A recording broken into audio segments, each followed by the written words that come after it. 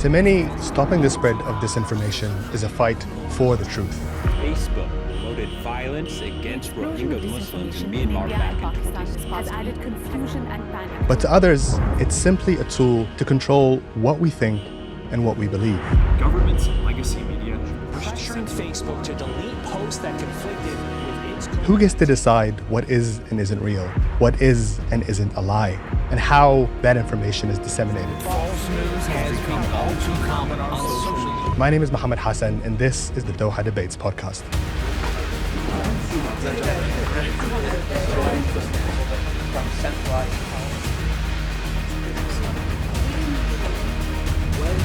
Are there people who dissented from the consensus on vaccines who you regard as credible?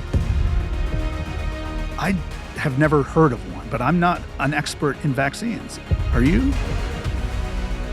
So I don't think labeling is censorship, and we might disagree on that. And so who does this labeling?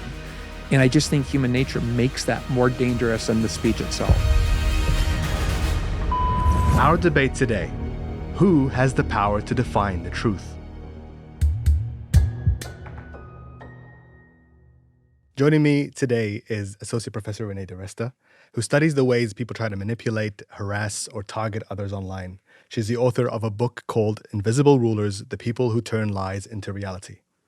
I also want to welcome Pulitzer Prize-winning journalist Glenn Greenwald, who is a co-founder of The Intercept and now hosts a show called System Update.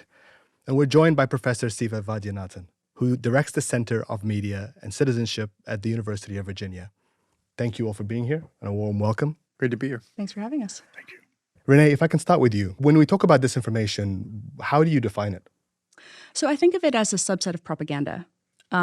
I think of it, so I'll start by talking maybe about propaganda, which is information with an agenda, where somebody is trying to shape a belief or activate an audience to do something. And propaganda can be very overt, right? When we see maybe a message from state media, we know what the motivation behind the message is, right? It's quite transparent. But disinformation usually refers to the kind of messaging where that attribution is obscured. So perhaps it's coming from an outlet that is actively misattributed. It is made to look like something else. For example, a outlet created by a foreign government but made to look like a media outlet. So either the outlet itself is front media, it's fake, it's not authentic, or the behaviors, if it's moving content across social media, are inauthentic, meaning they're using bots or they're trying to manipulate an algorithm, trying to get amplification in a way that is not organic. Sometimes the content is false or misleading, though that's really debatable because oftentimes in propaganda, there is nothing falsifiable about the claim. It's just trying to prey on emotions, trying to make somebody feel a certain way or act a certain way. So when we're talking about disinformation, I think what's most important to understand is that it's intentional. It's part of a very coordinated campaign where a powerful person or entity wants another group of people to think a certain way, to act a certain way, to believe a certain thing. And so they are using the means at their disposal, the media means at their disposal to achieve that end. Siva, that question of what is and isn't propaganda is always up for debate, right? But I want to ask you, when you think about those two terms, disinformation and propaganda, is all disinformation propaganda and is all propaganda disinformation? Oh, by no means. As Renee said, disinformation, as we want to discuss it, is a subset of propaganda. And look, almost everything is propaganda, frankly, right? There are expressions we share, works that we share that are done with some sort of calm disinterest and deep investigation. That's the rhetorical style of scientific analysis for the most part, that we might say is not propaganda. But look, the Bible's propaganda, right? And in fact, the word propaganda comes from the notion of spreading the Gospels, right? Propagating the Gospels. So anytime you're trying to get people to buy into a belief or take an action, you're engaging in propaganda. So it's not necessarily derogatory, right, to call something propaganda. It's simply a matter of fact. Right now I'm trying to convince you of something. You could say that's propaganda, even if I could then refer to a number of analyses that seem disinterested and more objective. But right now I'm in the process of trying to make a case to change a mind. And so in that sense, it's propaganda. Now, if I were engaging in disinformation, I would be would have not just an agenda, because all propaganda has an agenda. I would have some intention to mislead you, intention to distract you, intention to confuse you. One of those goals, or all of them, right? To sort of mess with the process, not only of individual thought, but of group deliberation. I see disinformation as an instrument for hijacking public deliberation, for undermining efforts to have people of very different positions work towards some sort of shared analysis, prescription, or even agree to disagree ultimately. But that process of deliberation, I think, is key to what we want in a decent society. And we've built an ecosystem that works very much against the practices of deliberation. Glenn, part of our conversation today is about who gets to decide what is and isn't disinformation. You, as an investigative journalist, have spent a large part of your career scrutinizing the government and scrutinizing the way people in power use information or hide it. What have you learned about the way that information is controlled from the top down? I would begin with the fact that sometimes I do think we create new terms for things that aren't new at all. I would certainly say that of propaganda, and you yourself said propaganda has been around for as long as the written word has, for as long as people have been communicating. I think the same is true of disinformation. I don't know why we needed a new term for claims that are untrue, claims that are false, people who are intentionally deceiving. This is not a new phenomenon at all. Well before there was, the pervasiveness of the internet, we had leading institutions, media institutions working hand in hand with the government to propagate lies. That's what led to the Vietnam War, lies about the Gulf of Tonkin and what happened there. We obviously had the same thing with the New York Times selling a narrative about Saddam Hussein's nuclear weapons program that didn't exist, or his alliance with Osama bin Laden that was propagated in the New York the New Yorker that also didn't exist. Those were false claims for an agenda. And I think, at least since the Enlightenment, the idea has always been, we know institutions of power are going to deceive. We know that's in human nature. We know people are going to see things subjectively. I don't think human beings really have the competence. We're not constructed to be able to ascertain objective truth in the way that we can impose it on others forcibly or bar them from challenging or questioning the dogma that we believe has been proven. And so I think it's a very evasive term. It's a very elusive term. Maybe in theory, I can get behind an ambiguous or kind of abstract definition of it. I think the problem is when you put it into practice, almost automatically it becomes a coercive tool because it means something other than trying to persuade others or engage others in a debate. If someone here says something inaccurate that I think is inaccurate, I would not have an instinct to try and silence them. I would have an instinct to try and engage the conversation and persuade them using all of our skills of reason. And so when terms start to get invented for things that have long existed, I think it's important to question why. How are those terms being utilized to serve an agenda, which all human beings have? And I think that's where the problem starts to arise, not necessarily at the abstract level, but on the level of concrete. Do you feel like we are living in a time where the issue of disinformation and misinformation is particularly heightened? I don't. If anything, I could make an argument that because of the advent of the internet, there's a lot more pluralism now in terms of who gets to speak, who gets to question, who gets to challenge. Even when I look at my own childhood, I remember very well there were 3 television networks, all pretty much owned by corporations that had exactly the same kind of agenda. Same with large newspapers. So there's a very homogenized discourse that was dominant. And now with the advent of the internet, you don't have to have a big TV studio to reach a lot of people. You don't have to have a printing press to release a lot of people. And so there's a much greater diversity of views. Obviously, with a diversity of views, there's going to be some toxic or harmful or untrue claims being made. But that was certainly true when there was a greater concentration of control over the discourse as well back in the 1900s, the 1950s, and the Cold War, the War on Terror. All of those things also had a lot of capacity to issue propaganda and deceit, but with far less challenge. And I think things have progressed in a better direction because of this diffusion of monopoly or control over the discourse and information. I wonder what you have to say about that, Sam. I'm happy to Yeah. assert that nothing Glenn just said is disinformation. In fact, nothing Glenn just said is untrue. It's good. We agree. and it's actually very helpful. So, but with a couple of responses to put things in context. So, I mean, the concept of disinformation is now in the public circulation, right? It's something that it's a term that we've been throwing around at a pretty prolific level for 6 or 7 years now. Maybe, Does it mean something maybe a bit different than lying? It does. It does for the reasons Renee pointed out. It's part of an organized campaign to achieve something versus just saying something off the cuff or making up something for the purpose of getting away with something, right? I can lie about chopping down a cherry tree, and that's just a lie. It's not necessarily disinformation. Disinformation is part of a campaign to achieve some larger end, usually. That said, disinformation as a term comes from the intelligence world, right? It's something that we have seen countries engage in through their efforts of propaganda. There are things like Voice of America that are very overt, propagandistic, but not necessarily disinformative, because Voice of America does the best it can to put out true things. It always, I'm sure it does not always, but it has a reputation to protect with that. That's one form of propaganda.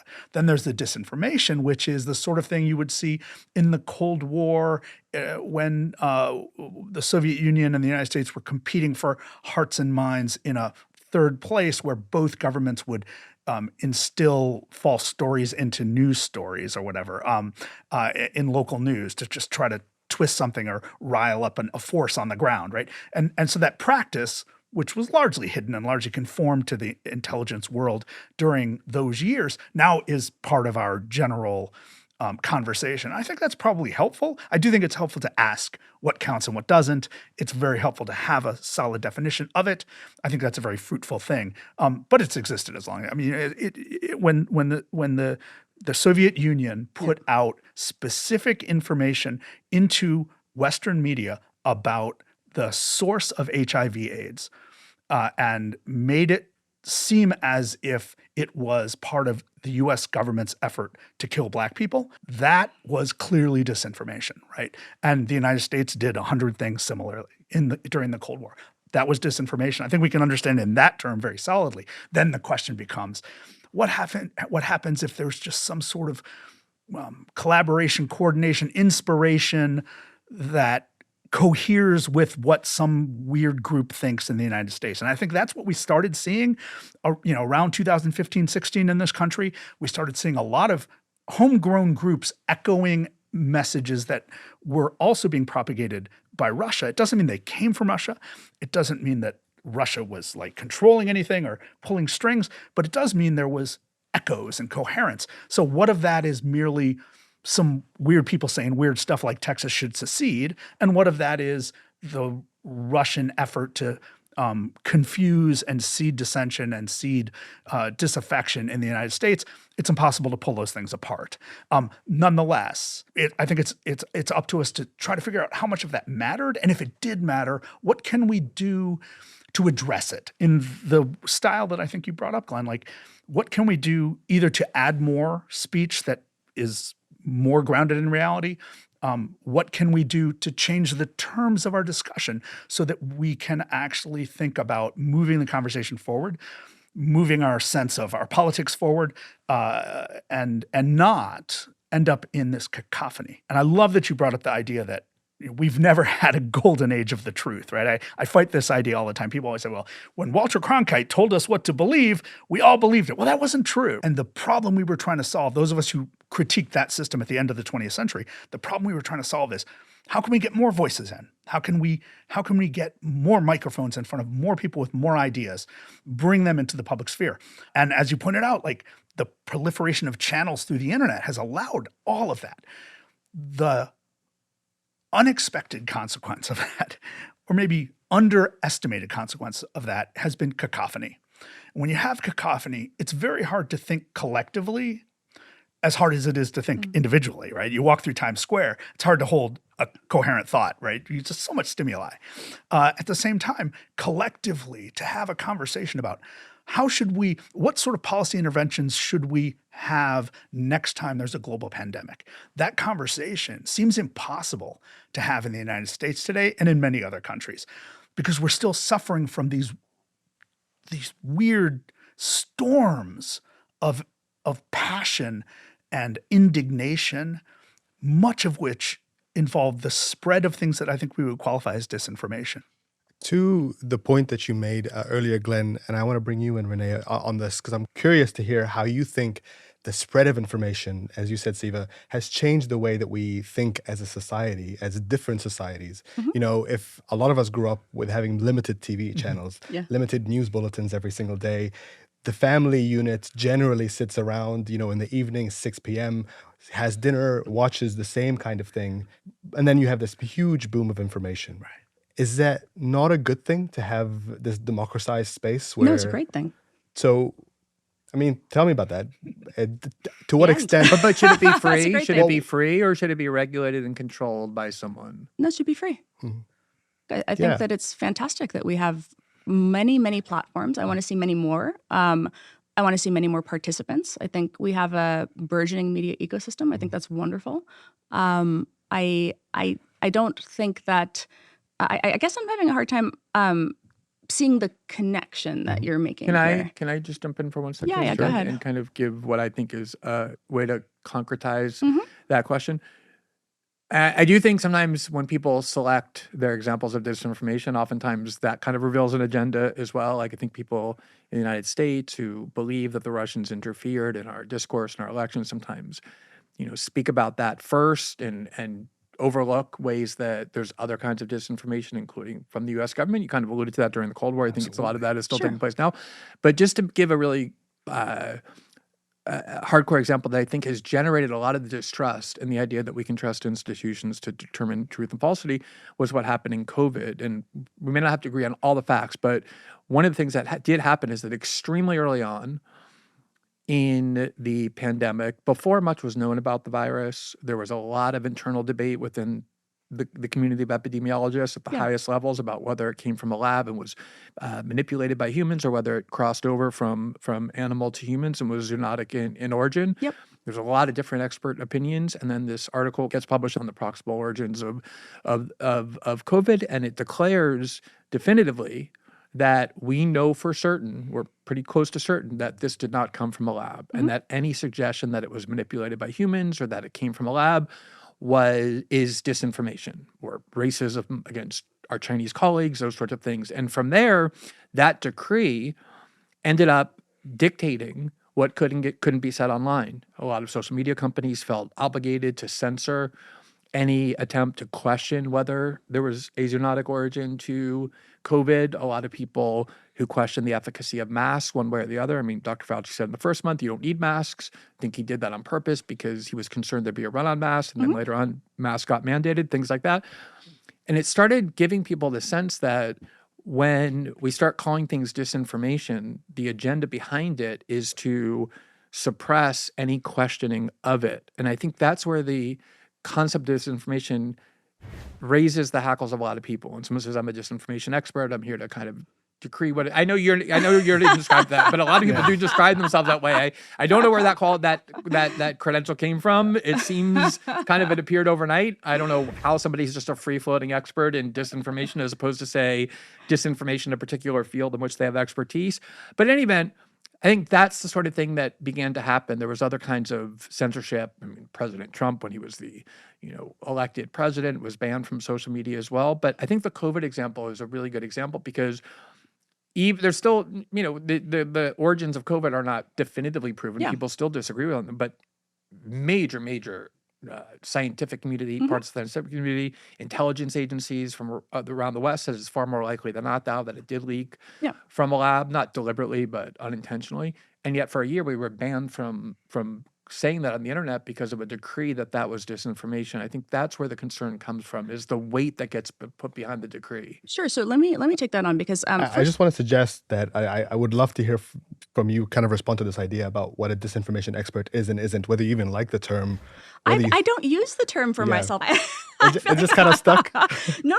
I say I study propaganda and influence. I don't claim to be an expert in anything. I would never. I feel like that's a weird label to assign myself to begin with. Number one, the reason I use the term propaganda is because I don't think that we need to come up with new terms. When I say disinformation, it is a term that comes out of Soviet Cold War politics with a very specific meaning, as Siva alluded to. And it did in fact become prominent in part because Russia did in fact interfere in the 2016 election. We can debate, did it have an impact? The argument I have made is that the answer is probably not, largely inconclusive, but it existed. It did happen. It is unambiguously true. Is that that it kind happened. is that kind of disinformation something the United States government does? Yes, it does. To other countries, as well, including Absolutely, Russia? 100%. Yes, and just to be clear, I've seen, and I know that you often use like air quotes and scare quotes to use the term, but you have also noted that the Pentagon ran disinformation campaigns, for example, targeting the Philippines with misleading claims about the Sinovac vaccine.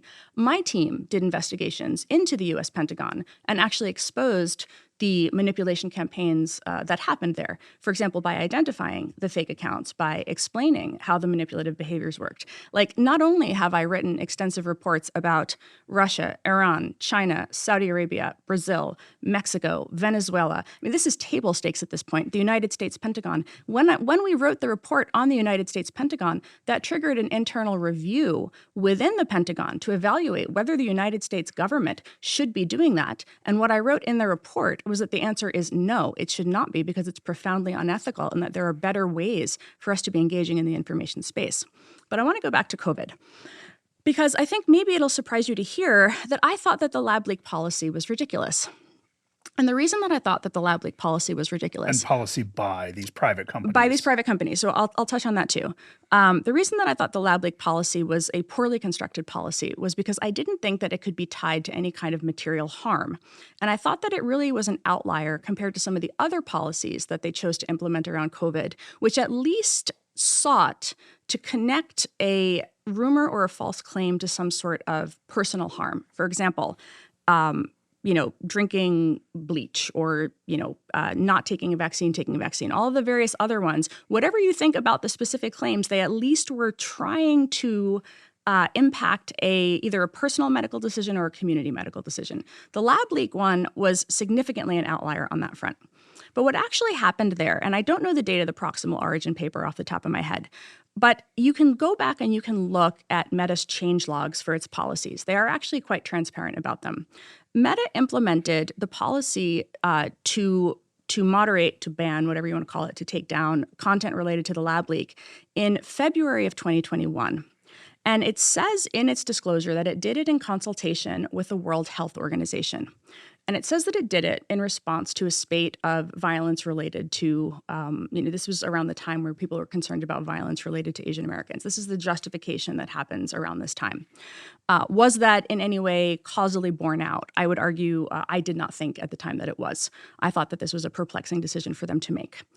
You said a year. They actually, again, in the changelog, you see that in May of 2021, they walked the policy back. And that's because in May of 2021, the new information comes out within the U.S. intelligence communities. They begin to release these statements saying, this is where that kind of the daylight between them as different agencies say, we think it's natural origin, we don't think it's natural origin. And what you see Meta do there is they walk the policy back. During that— Once the government said, we're not even sure. Right, We when the want to government says we're not investigate. even sure, 100%.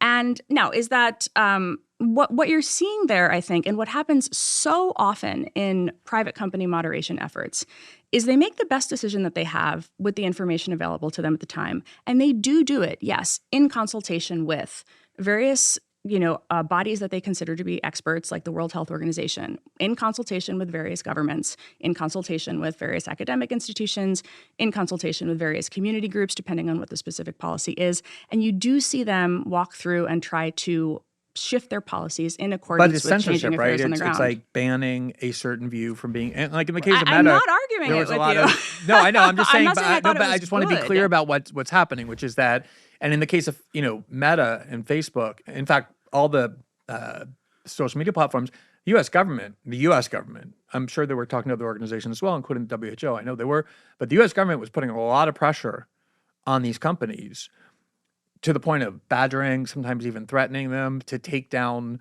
people who were spreading what the government considered to be disinformation, or posts that the government regarded as disinformation about the origins, about masks, You about absolutely vaccines, see and government that's a officials. censorship regime. You see government officials all over the world jawboning and prevailing upon platforms to take down content at all times. This happens from governments all over the world. I think the best thing that we can ask for in those circumstances is transparency. I think that we should be asking for transparent disclosures when governments do it, because they all do it. Right. But let's also consider that because these are private companies, doing what is in the best interest of them, of their position in the world, their financial prospects, their ways of satisfying their audiences, and so forth. And they are concerned about any harm they may be potentially contributing to, and especially at that moment. When there was so much confusion and so much concern, and we didn't know that 10 million people would die around the world, but that happened, that they're going to make mistakes, first of all. Secondly, is it censorship when a private company exercises its free speech rights to decide what should flow and what should not? If a government forces a country to do that, that is definitely censorship. That's what Pakistan does to Meta every day. That's what India does to Meta every day. What Brazil does every day. What Brazil might do, we can talk about that. That definitely, with using the force of law, right? But that's not what happened with the U.S. government in COVID at all. It's not what happened with the U.S. government in any case dealing with any of these platforms. And that's largely because the U.S. government is rare, if not unique, about having an absolute prohibition against that in its constitution. That said, there are governments that do have very strict limits on what can be promoted and published in the public sphere.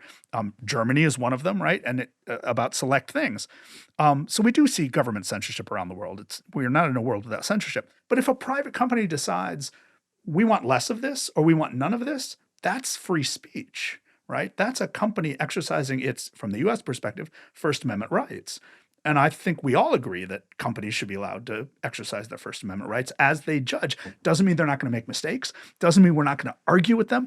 They have made decisions about what shouldn't flow and should flow that I was appalled by, and I can only speak to them and say, I think Meta made a terrible decision about this.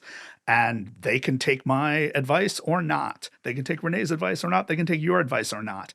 And I think in all these cases, they generally aren't taking any of our advice. They're doing whatever their internal lawyers and experts who work for them, who are doing their own studies, are saying is best in the moment. Again, incomplete information. The fascinating thing about COVID is because, as you pointed out, it was so confusing. It was so scary. We had so much both new information and bad information coming out of a scientific community that was flailing with something it had never dealt with before at this type of scale. When you look back on 2020, even 2019, when the scientists first got word that it was spreading in China, basically we didn't know what we were facing. So of course, governments made policy mistakes. The WHO made policy mistakes. Media systems made policy mistakes. Social media systems made policy mistakes. And eventually we got towards something. The fascinating thing that happens is at the moment when it became really clear what the nature of this virus was, how it spread, which segments of a population it is most going to harm, at the moment we actually achieved some sort of decent knowledge of what we were facing. We also faced this swarm of, there's no other word for it, misinformation, not necessarily disinformation, right? That wasn't coming from an interested party, but was just coming from a general sense of fear and frustration and being expressed in various different ways. And we see the anti-vaccine movement flow from that, right? There were very few people, and maybe you can correct me, who had a stake in the anti-vaccine movement in that moment. Maybe there are a few influencers who made some money off of it, right? But I think what it reflected, the fact that all of a sudden all of these people eschewed this completely safe, completely helpful new vaccine out of fear, speaks to the fact that we were all confused and we were all scared and we were all unwilling to trust authority. That is a much bigger problem, because the next time we have a pandemic, or the next time we have a climate crisis, or the next time we have a human migration crisis, are we going to be able to have the kind of deep, informed deliberation in a country or in the world that allows us to address the problem in a successful way and minimize the number of people harmed along the way. And I'm not confident we can do that, because I do think we've created a cultural ecosystem and a media ecosystem that allows for the amplification of the strongest statements, the most passionate statements, and dispassionate statements get washed to the side. They get washed into the eddies, and they don't end up leading our discussions and our decisions. And I think that's a sad thing. Actually, on that note, I want to read something that Mark Zuckerberg, the CEO of Meta, said earlier this year that kind of shocked a lot of people. You know, he was on the Joe Rogan podcast, and he was speaking specifically about the role that Facebook played during the pandemic, the role that he said he was asked to play by the Biden administration. He says, quote, "We face this massive institutional pressure to start censoring content on ideological grounds." He said that on vaccines, the Biden administration, quote, "pushed us super hard to take things down that honestly were true." I wonder what you make of this. So there's two things that I make of that. First, yes, I think that what you're hearing in that conversation with Joe Rogan is Mark Zuckerberg speaking to this administration, right? And one of the things that he had just done prior to that making that appearance was he had written an apology letter to Congressman Jim Jordan, apologizing for a number of different things, including political donations that he had made, right? So you're seeing him attempting to position himself favorably for the new administration. And in doing so, he validated some of the claims that the new administration had made related to tech censorship, and specifically tech censorship of conservatives, which is not borne out by evidence. So some of it is him speaking to an audience of one, which is President Trump. Second, though, what you're also hearing, and this is where I think what is very interesting to look at, is the Supreme Court case that we saw in the last season, I guess, the Murthy v. Missouri case. And that's where you see evidence that is put forth in which you do see the White House making requests of social media companies. And you do see the White House requesting, using its speech, sometimes forcefully, to say, we want you to do this. You're killing people. You should, and they are making requests for Meta to action content in particular ways. And you see two things there. Sometimes you see Meta take things down, and sometimes you see Meta push back. And that's because what you see time and time again is that the government can make requests. It can try to prevail upon the platforms to do things in particular directions. But ultimately, the platforms make the decisions, and you see them making some decisions in accordance with what the administration asks and rejecting other decisions.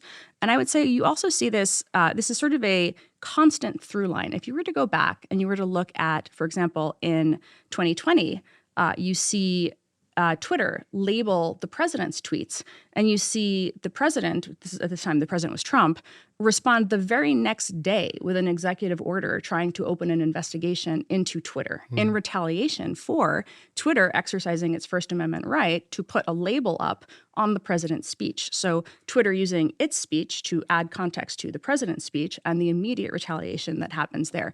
So the idea that this is, something that is uniquely by knee or uniquely specific to COVID is simply inaccurate. And you're going to see it happen again in the current administration, as it has already begun. So I think that's the context in which you have to read Mr. Zuckerberg's comments on the Joe Rogan podcast. Please. Okay. Because there's several points I'd like to address, and I hear what you guys have to say. First of all, about this idea that, COVID was this kind of emergency, it made everybody afraid. That's true. It did. There's a lot of things like that happen all the time. In fact, I went into journalism because of the reaction to 9/11. I lived in Manhattan. I was here on 9/11. And that was at least as traumatizing and shocking to people. It's like, wait, this is like an act of war, took down 2 huge buildings, plane flew into the Pentagon. Right after that, there's the anthrax attack. And that was the argument was, the government did a lot of things it probably shouldn't have done. Torture people, created in the middle of the ocean prison with no due process, kidnapped people off the streets of Europe, sent them to Egypt and Syria. But, they made mistakes. It was a really scary time. There was a lot of people like, whoa, what is this problem? How are we going to deal with it? And we kind of have to give them space for that. And I think it's a very alarming and potentially dangerous thing to give the government that kind of license. But look, I have a broader point about what you said about, both of you actually said about Facebook and the role of the U.S. government. In theory, it's true.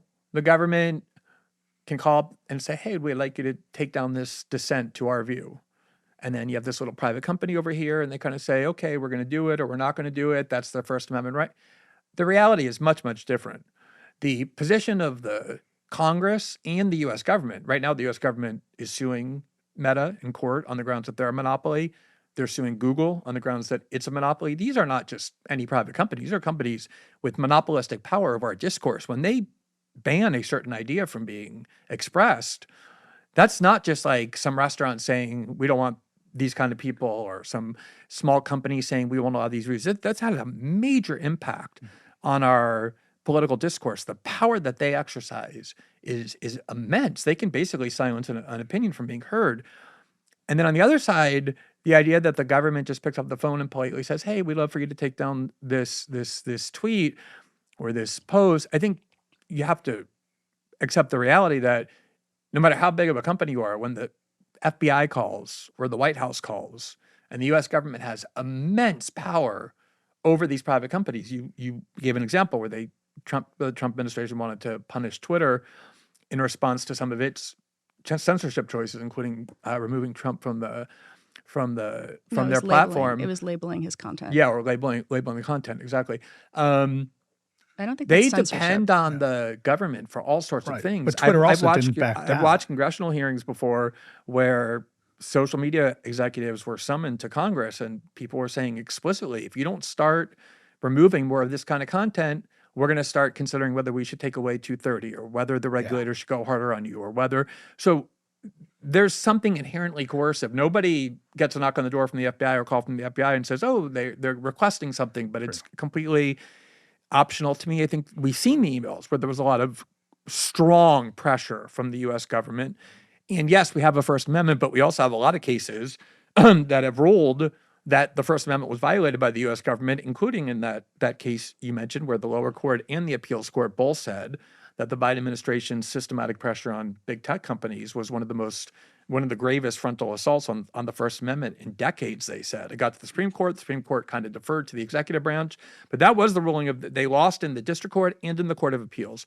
But the final point I just want to make quickly is, you are right to be concerned that if there's a next pandemic or a next wartime event or something, people are going to be cynical or skeptical or suspicious of attempts by institutions to make claims that are or issue policies that are binding. I think it's very important to ask why that is, though. Oh, yeah. These institutions that we're supposed to respect, that are supposed to have credibility, have been caught lying repeatedly, going back, again, to the Cold War, the Vietnam War, the Iraq War. You could talk about the 2016 election, the 2020 election, calling, reporting based on Hunter Biden's laptop Russian disinformation when it turned out it wasn't. So there's a lot of different, and then COVID, there's a lot of different things that have eroded people's faith and trust in these institutions. And I think it's very important for people who want to kind of encourage trust in those institutions to ask why that faith has been lost. Absolutely. I just want to make one point on the point you said about Murthy. The Supreme Court found that both the District Court and the Fifth Circuit had erroneous factual findings. It found that the evidence was opposite to what the District Court and the Fifth Circuit found. I know they lost and they won in the Supreme Court, but lost in the lower court. No. Court What of I'm Appeals. saying is because they made factual errors, basic factual errors. For instance, the court says that Twitter set up a streamlined process for censorship requests after the White House bombarded it with such requests. Rather, in response to a White House official asking Twitter to remove an impersonation account of President Biden's granddaughter, Twitter told the official about a portal that he could use to flag similar officials. This has nothing to do with COVID-19 misinformation. There is a long series of footnotes in Amy Coney Barrett's opinion in SCOTUS detailing over and over and over and over again the factually inaccurate claims that were pushed through multiple levels that are simply wrong. What that case actually showed was that none of those plaintiffs had standing because there was not an egregious censorship operation that was conspiring to silence any of those But you plaintiffs. read those emails. I mean, we all read the emails for ourselves. They were released as part of the Twitter files. Then they were released through congressional subpoenas. Mm-hmm. There was nothing in those emails where you thought, wow, the government is really coming down hard on these social media companies to, I mean, they were picking up the phone and screaming at these executives, why is this still up? Why isn't this down? And what you see is the companies saying, we're not taking this down because it doesn't violate our policies. And that's what you see in the Twitter files over and over and over again. companies Thank write the you very policy. much But you don't for think it's flagging it. coercive for the FBI or the White House to call private companies and say, what is this doing here? We told you to take this down. I mean, the think government's I- power is immense. What I True, but said before it's is also that- not omnipotence, right? So when President Kennedy was upset with Huntley and Brinkley over something, and he asked his own FCC to do something about it, they relayed the message to NBC, and NBC said, guess what? We're not doing it, right? So that happens. It happens constantly that political leaders put pressure, and that pressure is often merely verbal, on private companies. And those companies, at least in the United States, have the decision to make. And often they pander, and often they stand up. And it really depends. They're doing calculations on what is best for their long-term business. But at no point do you find, even in those emails, a direct threat of, we are going to bring FTC action. We are going to bring. Well, they had those in the congressional hearings. Like, we're going to start to reevaluate your 230 protections, which are vital to the Right, profit but of Congress these businesses. doesn't make those And you decisions. can Well- look at Facebook. You know, we talked about it before. You were the one who Yeah. said it. Like, Facebook banned any questioning Okay. of the zoonotic origin, while the U.S. government's position was it's already proven to be zoonotic. Once the U.S. government said, okay, no, you know what? Now we agree it can be debated. Facebook then said, okay, now you can debate it. They followed the government's lead. Exactly. As Which- they which is- decided which is was extremely best, alarming. They That's a decided what's government-led best, censorship scheme. And clearly, they were working with the best information they had at the moment to try to minimize harms. As Renee said, that was a bad call. And I think everybody now agrees that that was an overstatement. What was a or bad overcall. call? The notion The lab that leak there policy was was terrible. that limiting the discussion and of that position and that debate had some harm in society, which it really didn't. Like, whether the virus came from a lab or the virus came from a wet market was not going to have a difference in people's lives. What about the debate over whether vaccine mandates are Oh, were that's justified? a policy decision. Absolutely. No, but should that be freely debated too? of course. And what about whether the vaccine is safe and effective? That's not really a debate, because that's a factual question. No, people have a lot of disagreements but about whether they're wrong if they say it's not okay, safe but and not no, effective. I'm asking you, should they be banned from? No, of from course it should be questioning that? banned, but it's not a But debate. that's what happened. But to call it a debate implies that there are actually two sides that have some evidence and some reason to be engaged. That's just nonsense. And we should have the ability, and this is why science is so important, to filter through sense from nonsense and But focus are our there energies. scientists though who think that the vaccine was either unnecessary or dangerous? No Were there scientists who know what they're credentialed doing. Scientists? No. There aren't. So that No, brings up an interesting. Absolutely not. There were no credentialed scientists who questioned There the are efficacy or credentialed safety of the scientists who are vaccine. They testified in meteorologists, Congress. maybe meteorologists, No, but nobody real who's an scientists. actual respected vaccine person. Absolutely not. Jay Bhattacharya was an epidemiologist and scientist. He has no credentials anymore Well, because he has been completely out Is of he the not a loop. scientist? Of course he is, but that doesn't mean he has any respect in the community. The community has completely pushed him aside. Yeah, because and Copernicus didn't have any respect in his time either. well, I'm glad you brought up Copernicus, because this is what actually we're seeing, right? What we're I'm seeing really here is curious to the segue that yeah, Copernicus right. has I mean, spent. this is like, man, you made a mistake of inviting a professor to this, right? Uh-huh. So look, Thomas Kuhn, who is this really important historian of science, he studies how science changes at first incrementally and then dramatically at various times. And he writes about Copernicus, and he writes about the notion that like a heliocentric solar system suddenly becomes the truth. It wasn't the truth before because there wasn't an ability to form consensus. There actually wasn't an ability to test a hypothesis before. But this amazing revolution happens. This, what he calls a paradigm shift, happens. And he traces a number of similar paradigm shifts through physics. And when you understand this, and you see, oh, look, if you trace the history of physics over like 5 centuries, you see a number of paradigm shifts happening because science is happening slowly. And in physics, it almost always happens slowly until it doesn't. What we saw in the pandemic was fascinating because you saw a very condensed set of paradigm shifts about what a virus can do, what a coronavirus specifically can do, a completely new set of understandings about what it can do. And in that process, in those like 8 to 10 months of trying to figure this out, not to mention trying to figure out what its genetic makeup was to create an mRNA vaccine, which, by the way, is absolutely safe and is absolutely effective. And by that, I don't mean 100% effective, because no vaccine is, and no one should have ever believed that there was. No vaccine is 100% effective, which is why we need herd immunity. But in that process, we actually saw multiple paradigm shifts within the epidemiological community, within the virology community, because people were willing to run a test on a hypothesis, find incomplete results, make mistakes, find out that the previous paper was wrong, all in a really short period of time. It was actually a kind of a beautiful example of science working, but the problem was, because science has to communicate with a public that is looking for answers, is looking for a way not to have someone get sick, looking for a way to be able to continue a job or continue going to school, all of which are deeply important. There was such tension, such confusion, such frustration. And the messages coming out of the scientific community seemed, as they were, to change every week or 2 weeks or month. And therefore, the instructions and ultimately mandates coming from governments changed, it seemed, every month or every few months. And they were different in Texas than they were in Pennsylvania, right? So that just created, in our media ecosystem that is cacophonous, an inability to actually have the kind of faith and trust in an institution that we need in a moment of that emergency. And while, yes, the U.S. government in its various forms and offices has lied to us time and time again, to the point of costing us our civil liberties, costing us our lives, and mostly costing the lives of Vietnamese people and Afghanis and Iraqis, lives in multiples of what it's cost the U.S., absolutely. But the Centers for Disease Control has never had anything but the public interest in mind.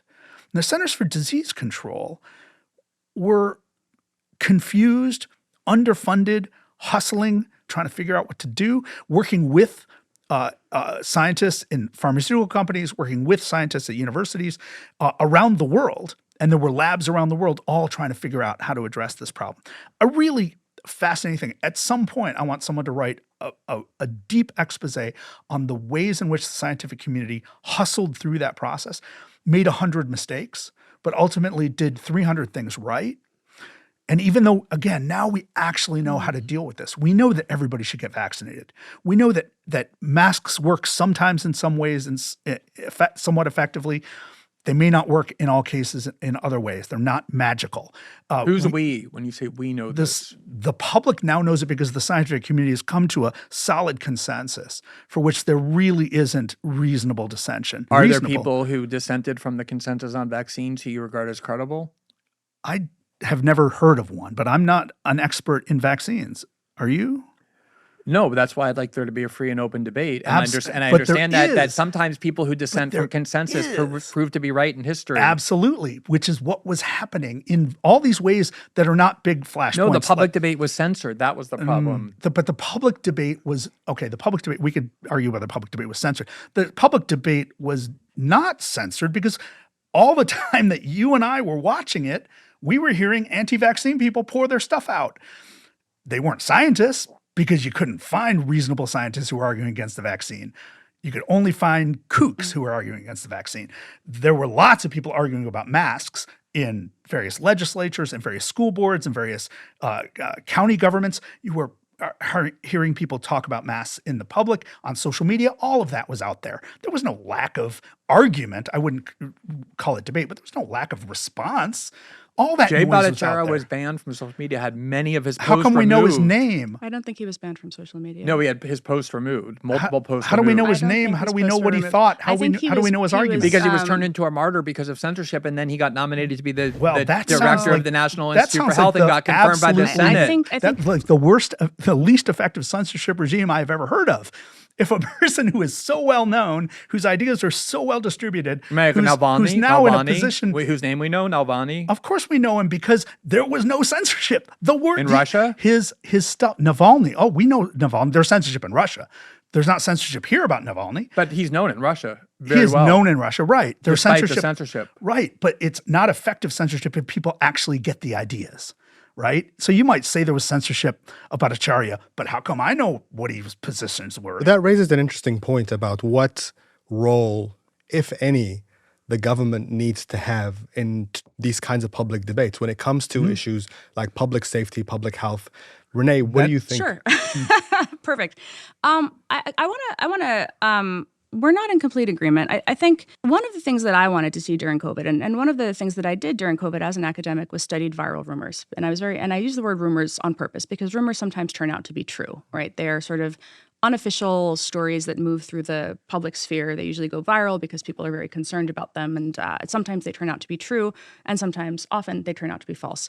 But people share them because they're genuinely concerned. And one of the things that I was intrigued by and remain intrigued by is how badly institutions communicate in those moments. And one of the reasons for that is that they don't have very large audiences, they don't have the reach, and they don't participate in the conversation in that way. And so what we saw happening over and over again during COVID was the CDC and others put out press releases, they give press conferences, they give quotes to top-down media, right?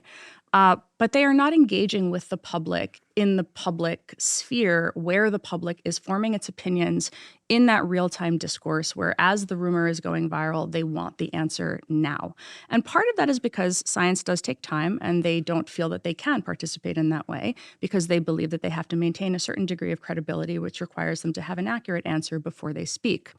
Rather than what I think they could do is say, this is what we know now. This is our best guess in this moment. And instead of doing that, what we saw them do time and time again was lead from behind, where consensus had formed among influential, loud voices on the internet, the new elite, if you will, the people who are incredibly loud and impactful and have significant reach. And as a function of that reach and that constant back and forth with their audience, have accrued a degree of trust that is wholly I would say, divorced from actual expertise. They are not medical professionals. They are not running experiments. They are not doing that work, but they have a lot of trust. So the institutions are not participating in the discourse in the way that we would want them to. And that, I think, is a very significant problem. So one of the things that I argued for at the time was that social media companies needed to do maybe a better job surfacing the voices of authoritative experts that were not institutional. So, for example, during COVID in the early days of 2020, that might be the frontline emergency room doctors, particularly here in New York, who could say, this is what we are seeing in the emergency rooms. Even just to push back against you remember the narrative like COVID's not real. It's real. People are dying. I'm a doctor. Let me tell you about it. How do you surface that kind of credible voice? Because one of the problems when we talk about more speech, when you have an information environment in which speech is curated for you, and in which the information that you see is determined by an algorithm, and we are not all seeing the same thing, the question of what should be weighted and how that feed should be ranked it becomes critically important. And if we don't want it to default to approved institutional voices, then we have to have some other notion of what it means to get information to the public in a crisis.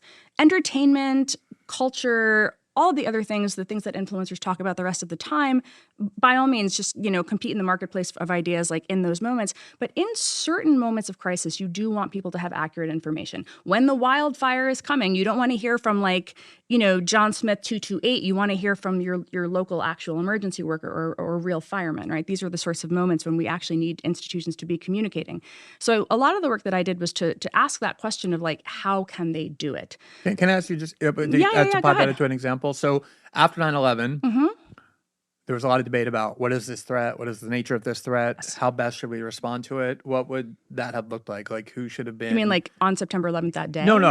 In the months afterward, where people are debating what is the nature and magnitude of this threat? How best should we respond to it? Should it be militarily? Should it be through treating it as a law enforcement problem?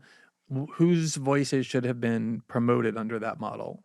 I don't think it's a question of the whose voices should have been are you asking is there an immediately pressing situation where there's a matter of life and death? I understood you to be because saying, I'm saying that in the cultural conversation, that's just a matter of people communicating and having discourse. Right. I'm talking about a very specific crisis moment. right, which I am too. 9/11, I think, is comparable to COVID in the meaningful senses that you're describing. In other words, you don't want to just hear from random people about what are these terrorist groups? What are their capabilities?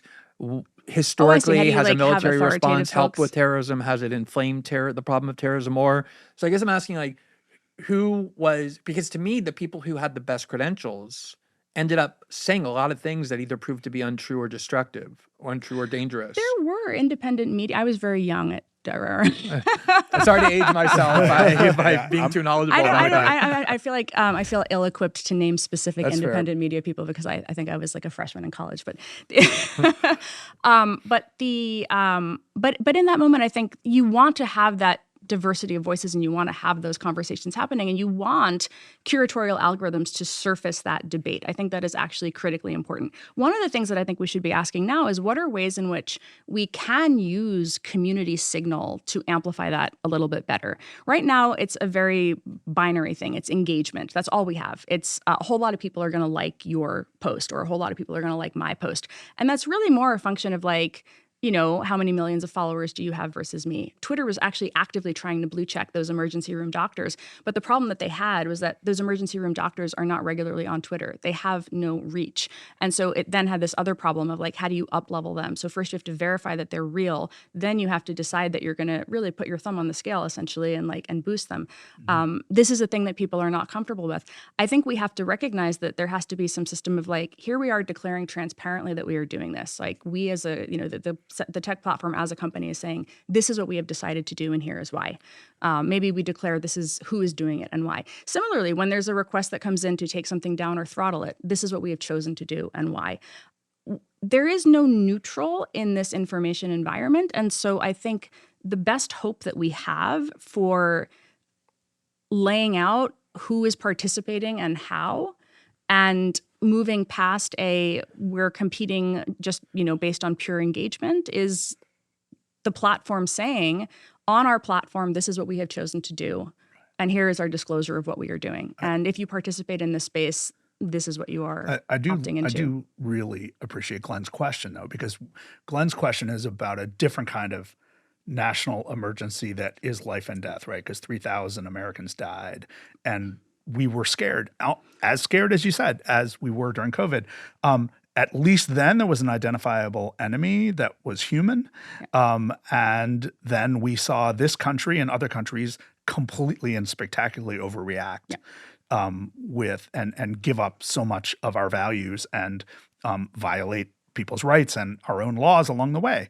And that cascade, as Glenn documented in the moment, was in large part fed by the fact that dissenting voices were not getting the kind of purchase that we would have hoped. At least Glenn and I agreed at the moment on these very issues, right? We were both in New York. We were both on the same side of our concern about this notion that we were about to tip into some very dangerous moments with laws and torture and ultimately invasions of two countries. Those of us who were dissenting were scrambling for some sort of platform. This was 3 years before Facebook was invented. And what Glenn did, and many other people did, was use the platforms available, then the blogosphere, right, to put words out. Was it effective? Hardly. Did it have the level of credibility that would change minds in Washington, D.C.? Not at all, right? And that was a moment of failure in the public sphere. And it's one where I think we need to look at what happened in America that went so wrong in those years and look at what happened in America that went so wrong between 2019 and 2023, just to pick two moments of emergency and say two very different media ecosystems, only 20 years apart. What changed and how might we construct an ecosystem that allows for reasonable, informed voices who have something to say to achieve the kind of attention to influence the public discussion that follows without inviting the sort of cacophonous nonsense that distracts people and ultimately harms people too, which you can see in a pandemic. Now, there was lots of cacophonous nonsense coming out in the aftermath of the attacks of September 2001, some of which said the whole thing was faked or the whole thing was an inside job from the US government. All of that nonsense, it still exists. Like, we can still find that stuff. There are people who believe that. There are people who believe that who now are very close to our current administration. You know, that kind of weirdness also didn't achieve a level of public penetration to the point where it really threatened our ability to understand the situation. But also reasonable voices of dissent like Glenn's didn't get to the point where they made a difference to anyone who was making a decision in a position of power. That's what we would love. We would love that sort of ideal situation. And we're so far from having a decent system, a political and media system on both sides that allows for the right kind of dissent that comes from a position of knowledge, expertise, a commitment to the public good, and not have all of that get lost now, right? So let's assume that there was a scientist who was able to run studies on the efficacy of vaccines, and that person came up with in double-blind studies, in studies with a control group, numbers that showed that the vaccines were not as effective as we were led to believe. That person would submit to a peer-reviewed journal. That person would have to go through review by people who do work in the same area. It might or might not get approved. It might get sent back for review. There might have to be a replication of the study. It's a long process, right? And let's say that person now should get that, but the findings hold up, and that person should get that information out to the public. Do we have a system now where that reasonable level of dissent would get out? I don't think we do, but not necessarily for the same reasons that Glenn is concerned. And I'm not saying that your concerns are completely unfounded, but because the notion of actually participating in the public sphere in a reasonable and deliberative way means that no one's going to pay attention to you. The louder and more extreme you are, the more attention you're going to get, because it's all about engagement. I think it's so interesting. I think what the comment you made earlier that, I was describing a lot what happened with 9/11 because that was probably my formative experience. I was, a lawyer before that. And it was after 9/11 when I started looking around and seeing a lot of things that I found very disturbing, things that I didn't think were supposed to happen in the United States, clearly happening. And the more I got into that, the more I understood what was going on. And I think a lot of times our views are formed by those kind of formative events, and they serve as the foundation for our worldview. And that's certainly true for me, what happened after 9/11. So one of the things that happened after 9/11, aside from the falsehoods about Iraq, this has kind of been forgotten, but we had the anthrax attacks in October of 2001, which were at least as scary to a lot of people because these were things showing up in people's mailboxes. And they were like this biological substance that had been weaponized into a highly fatal strain. And the people who had the credentials, our intelligence community, the people who had the anthrax, were analyzing it. The scientists were telling us through leaks and even overt statements that this almost certainly came from Saddam Hussein, that it had the telltale signs of Iraqi use of anthrax, that there was this substance called bentonite, which is a very common sort of adhesive. It's used in kitty litter.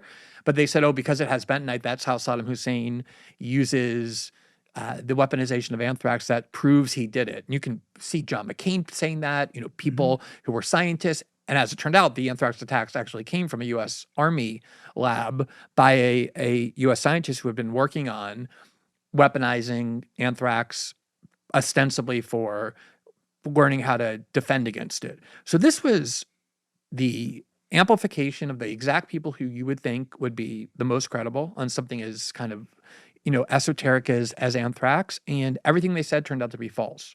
And then the point you made about the blogosphere, I think, is so interesting because that I had been influenced by bloggers, and these were people with no credentials. These were like citizens who were just watching what was going on after 9/11, were very disturbed by it, felt like the consensus of media outlets, of journalists, of government officials, of terrorism experts were not just wrong, but deceitful.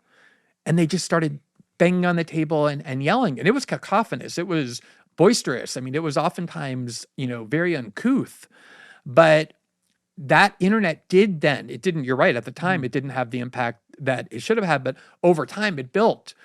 And I think that to me is why I'm so guarded about and kind of possessive about a free internet, one that is not interfered with from centralized power or governments or corporations, because the promise of the internet was this is a liberatory innovation because it'll allow citizens to communicate with one another, to communicate their ideas, to organize without centralized power of government or corporations being able to control it. And so anything where I start to hear that sort of suggests, oh, there's these group of experts who know better than us.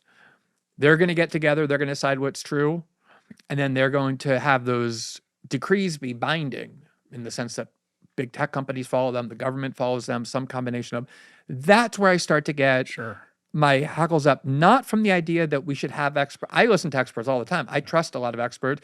I'm very humble about the limitations on my knowledge and the limitations on human knowledge. And that's really why I think it almost takes hubris to be able to say, I not only believe this is the only view to have.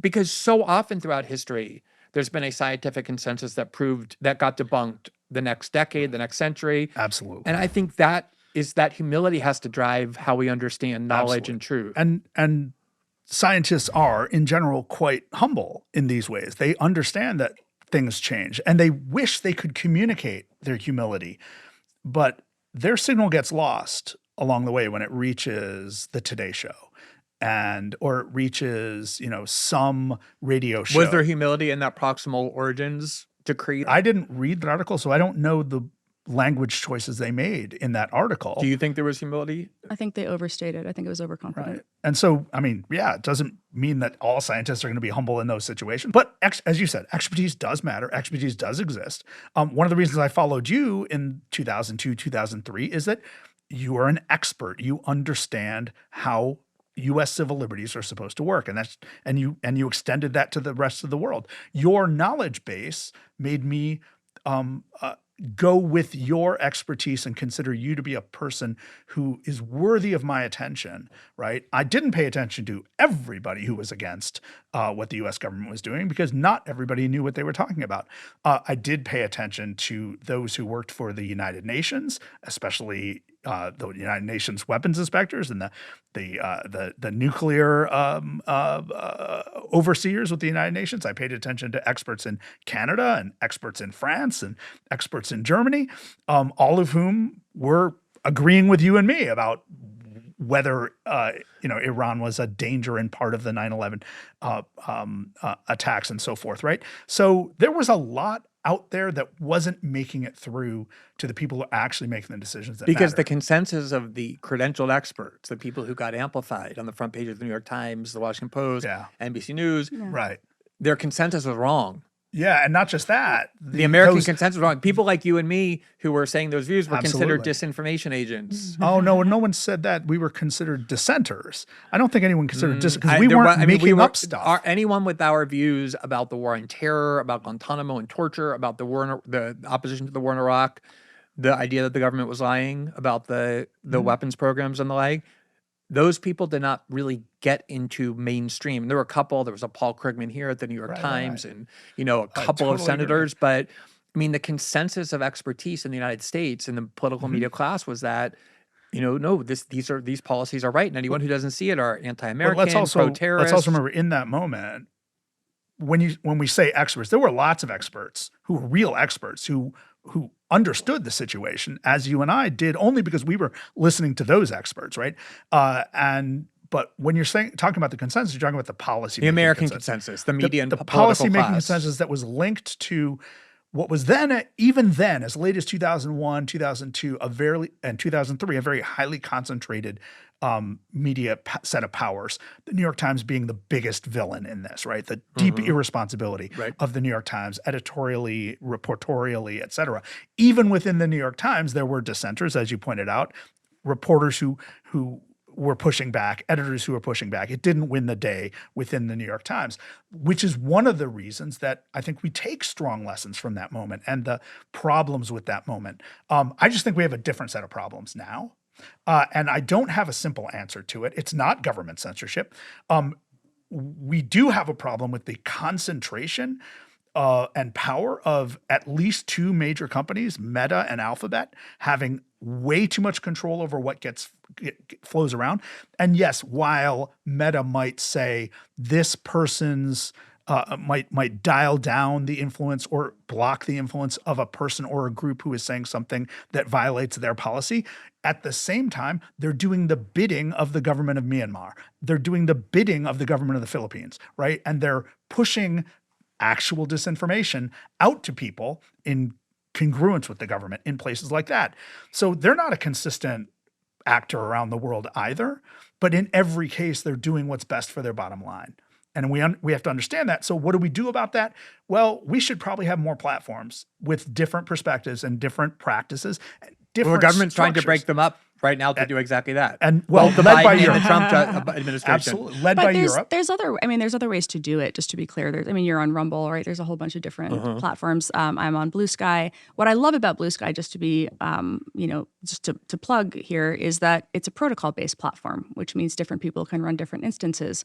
And the other thing that's amazing about it is that you can choose different feeds, which to this question of filtering means that you can see a whole lot of different viewpoints, and you can subscribe quite deliberately to see a whole bunch of different But viewpoints. you can do the opposite too, right? You can purposely see only the things You can, that yes, are aligned absolutely, with your 100%. views. That is this is where I think this question, and I'm curious to hear your thoughts, is how do you create a desire for pluralistic opinions, right? How do you make people want to see that? How do you diffuse the entrenchment and make it feel like a thing that people want to experience again? One of the things that we've seen when social media platforms that do have centralized curation try to show people content from the other side, if you will, it really just makes them angrier. Exactly. It does not diffuse anything. And so it has to be something that happens more at a normative and cultural level. It's not as simple as we're just going to show people those other feeds. But from the standpoint of surfacing different groups of experts, or the thing that I love with user-created lists is like I can make a list where I can say these are people that I think have interesting expertise on these topics. You could make a list where you say these are people I think are worth following on geopolitics or Brazil or whatever. And that lets people who trust you see information that you have curated Are there for conservatives them. in your Blue Sky feed? Yes. Well, to the extent that there are conservatives on Blue Sky. Yeah, exactly. I mean, like Trump supporter types.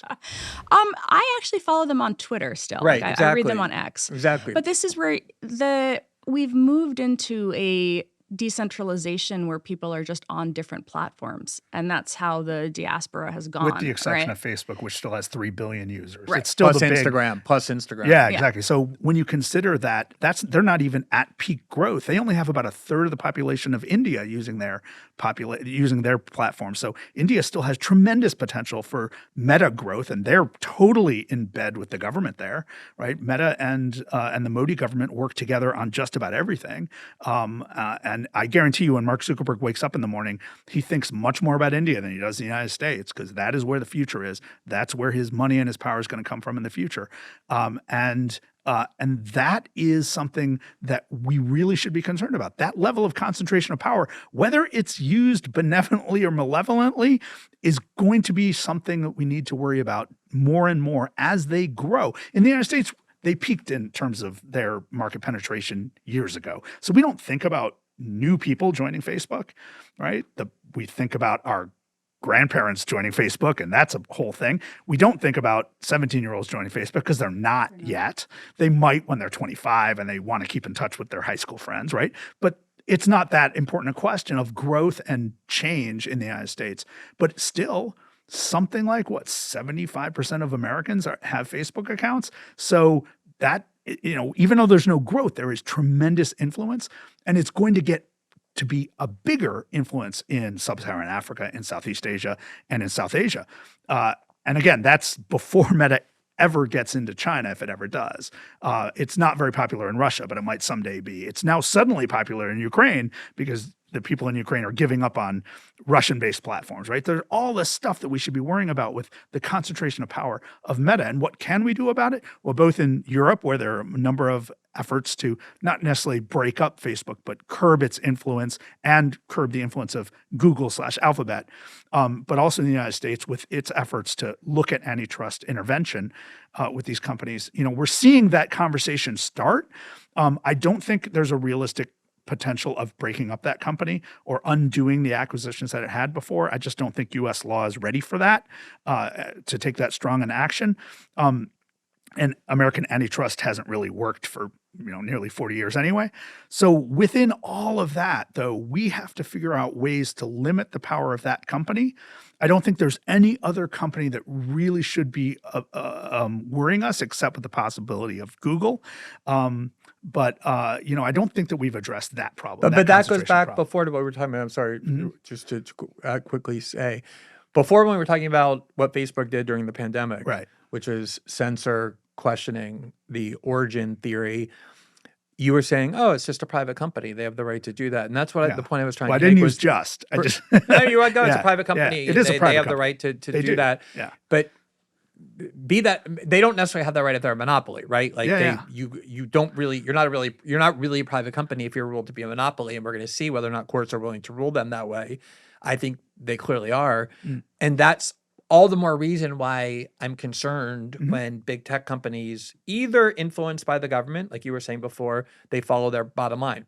If I were a Facebook executive, if I were a Google executive, I'd want to keep the US government happy. That's the best for my bottom line. So I'd listen to what they want me to take down. Sure. I think that is happening. But also, even if they are making the decisions on their own, when they banned Trump, there were a lot of leaders in the Democratic world, Angela Merkel and Emmanuel Macron and AMLO in Mexico, people who have no love for Trump at all, who said, this is extremely disturbing, not because they don't think Trump should be banned, but because they thought, how can it be that private monopolies, huge, massive corporations, have more power than governments to decide what can and can't be heard? And that's why I particularly worry about big tech censorship, because it's not just it's not like a bookstore deciding, I don't want to have this book. Absolutely. And then you go down the street and get it at the next bookstore.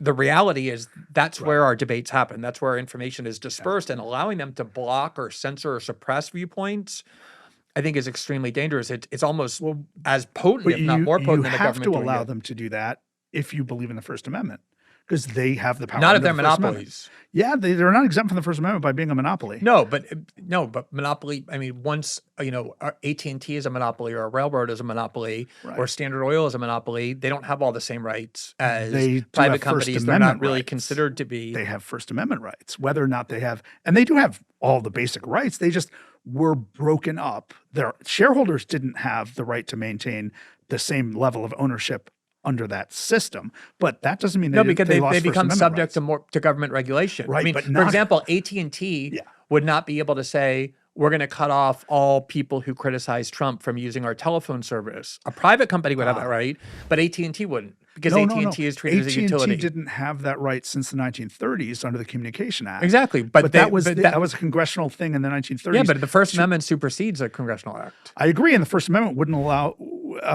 They were basically bound into universal service and considered to be exempt from any liability for what people did using the phones. Same as big tech. Right, exactly. Almost the same, but that was a policy decision. No one was infringing their First Amendment rights as a company to express themselves. No, but you were just saying that the First Amendment means that a company can block anybody they want from using their service if they have certain political views. From expressing But that's not something. what AT&T can do, because it's considered a monopoly. And if Facebook and Google are considered What happens monopolies, over the that would phone- happen. That would what be the same happens as them. Between two people on the phone is not the same as a First Amendment concern. I mean, you can have a conference call with 50 Okay. people, and you We're can plot a get- terrorist we're getting- attack. We're getting way too into No, hypotheticals. I'm just saying. No, I think it's actually terms crucial of at how do we treat Facebook and Google. I That's agree. crucial to the That is a discussion. big question. That is the question. What is not, I think, something we should worry about is the work of people like Renee, who are studying the situation and making suggestions. I think we need to take seriously things that are causing harm in society, even expressions that are causing harm in society. Doesn't mean we should censor them, but we should address them. And we can urge these companies that have the power to make decisions that we think are in the public interest, and they can agree or disagree with us. Right? Renee, I don't worry about your work having listened to everything you've said here, because what I understand you to be saying, and correct me if I'm wrong, because I just want to get to the root of that, is your work is about analyzing how communication takes place, how information is disseminated. If there's things that are happening covertly, you try and expose them. But your work is not about labeling things as disinformation so that then those views that are so labeled will be banned, right? That's my understanding of what your view is, having listened. So I don't think labeling is censorship, and we might disagree on that. No, I don't either. I'm saying labeling so that those views then become suppressed. No, or I don't banned. think that suppression works. I've been pretty clear on that in everything I've written. I think that it turns it into forbidden knowledge, and I think that that backfires, and my writing has been very clear on that. There are times when we've done studies of election rumors where, we've tagged things for platforms, and I've been very clear about that's my First Amendment speech to a platform saying, hey, you should take a look at this. This rumor about Sharpie markers is pretty significant. One of the things that I think is important about those moments when something is beginning to go viral is you should be telling, for example, state and local election officials in that moment, you need to be in this conversation. It's actually very important that you be speaking in this conversation too. The same way I provided the example of in a vaccine rumor, public health officials like, come on, get in the game. You've got to be talking here. I do think that platforms do have a right to decide under their policies what they're going to do in those circumstances. I think overwhelmingly the right answer is to label and to direct people to more information. And that's because I think that otherwise the backfire effect is so significant that unless there is something that is incitement or something that is overtly harmful, we did see moments in COVID where you would see the platforms take down something that said like, there were these various moments where like fake cures would come up and stuff like this. Some of the you also see it in some of the cancer quackery groups and stuff like that. But ultimately, the the freedom of speech, freedom of reach distinction. How do you think about what to surface, what to curate? That's where I think the interesting part of the conversation is. And the reason I mentioned Blue Sky is not because I like it because it's lib Twitter. It's because it gives that power to users. And I think that when we talk about how do you give users more control of their experience and how do you create a social media that is not controlled by oligarchic owners, we have to get out of hand-waving about that and actually experiment with it. And the only way to do that is on a protocol-based platform. And there's going to be some very real trade-offs. And I think people are going to be a little bit alarmed because this does mean that certain types of harassment are not going to be moderated in the way that people have come to expect. This does mean that certain types of content are perhaps going to be more visible than people would like. And as those kinks are worked out, it's going to be an uncomfortable experience. But I think ultimately, it's an opportunity to use new technology to empower users and to make them think about how can I control this? How can I set those boundaries? And if you have people who are like, I only want to sit in my comfortable little bubble and see, MSNBC content on this channel, then, so be it. That's the decision they've chosen to make. But I think ultimately it does provide an opportunity to give that control to people. Siva, you mentioned earlier the example of the Indian government. Mm-hmm. And I want to internationalize this a little bit because I think this conversation often tends to focus around the US, which makes sense. Most of these companies are US based. But there is a tendency in some governments, especially the more authoritarian ones, to use the label of disinformation to shut down dissent. Yes. And there's accusations that a lot of these tech companies have had to face about the collaboration they have with certain countries. Is that an example then of a relationship between the government and these tech companies that is ultimately damaging? That's right. We have seen time and time again around the world relationships that are far too close between these large tech companies and rather illiberal and maybe authoritarian governments. I think we've seen in real life the exact same concerns that Glenn is worried about developing in the United States. And that's why his concerns are not unfounded. We've seen it in the world. Whether or not we can look at the situation in the United States or look at the situation in Western Europe and say it's the same or of similar concern, that's definitely why we go back and forth on it. But we've seen really concerning examples where both in terms of what doesn't get spread around by platforms in a country like India, which is a democracy, but a largely increasingly illiberal democracy, and what does get spread around and amplified. And that's actually, I think, something we should be very concerned with. By that, I mean harassment, right? So Facebook and WhatsApp have been instrumental in really vicious harassment of journalists, of scholars, of LGBTQ activists in India, of people arguing for Dalit rights and Dalit status, people who've been oppressed castes, and of Muslim activists. And we have seen so many people have their lives ruined by the spread of sexual disinformation, accusations of corruption, which are totally unfounded. And we've seen people just been the equivalent of doxxed and then subject to violence. And we've seen actual acts of violence spurred on and amplified because, as I said, these systems are created and maintained to make sure that the most powerfully emotional claims get the biggest reach, and they happen to hit an audience that is ready for them. None of this that we're discussing only happens with the promotion of content. There also has to be a willing recipient and group of recipients. And that's what we're seeing in India. So it's not, the problem is not Facebook. The problem is the collaboration with Facebook, the powers of the state, and a set of the population that is willing to be angry, violent, and disruptive and bring that harassment off of Facebook and make it a real life danger to people. When I look at situations like that, and we see other places in the world with similar dynamics, that is my nightmare scenario. That's what I worry about for the rest of the world as well. I don't think we're there yet in this country with that level of harassment. So those of us who do criticize this current government, some of us have faced tremendous harassment. Some of us have not. I don't think it's quite at the level that we've seen in places like India. But I do think that anytime you have a situation where someone like Mark Zuckerberg appears in prominent photographs with the leader of a nation and they seem to be on the same page about their agenda, as we just saw January 20th in the United States of America when Mark Zuckerberg stood up with Donald Trump at the inauguration, I think we have real reason to be concerned. Okay. Just this is the nut of the matter, like what you said first and then what you said second, which is I thought it was interesting because I do think when people hear problems being discussed, they want to know solutions. And the solution that you defended in connection with Blue Sky, this idea of decentralized instances and protocols, the most vocal defender of that worldview is Jack Dorsey, who has always said, it doesn't matter. As long as you have centralized control over social media, you're always going to have governments trying to control it and censor it and influence it. The only way to prevent that is through decentralization, where everybody has a different instance. That's kind of his version of how this can be solved.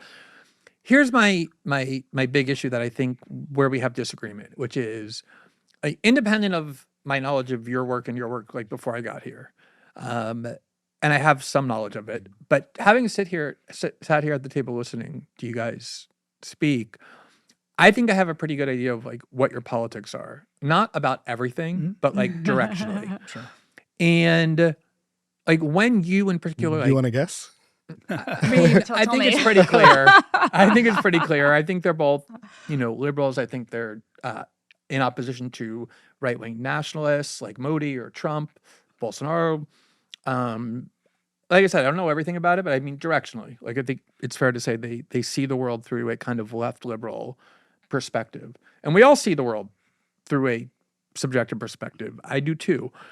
And this is where I think the concern comes in. Like when you were listing examples of where you thought it was very problematic that governments are controlling social media, you mostly identified countries where there's right-wing governments or who are adversaries of the United States. And I remember I didn't say controlling, I said collaborating. Right, exactly. Which is different. And when I tried to interject with Brazil, I saw you kind of flinch and try and remove them, saying, "Well, we can get to that later," because Brazil we can has talk about a that. left-wing president. No, this was very early on. Well, that's only because I think the Brazil example is fascinating, and I do want us to get to it because it's a really fascinating. I think I might surprise you. Here's the issue, and I mean, I put myself in exactly the same category. You can fight against it, you can resist it, you can do your best to escape it, but I do think human beings are centrally subjective.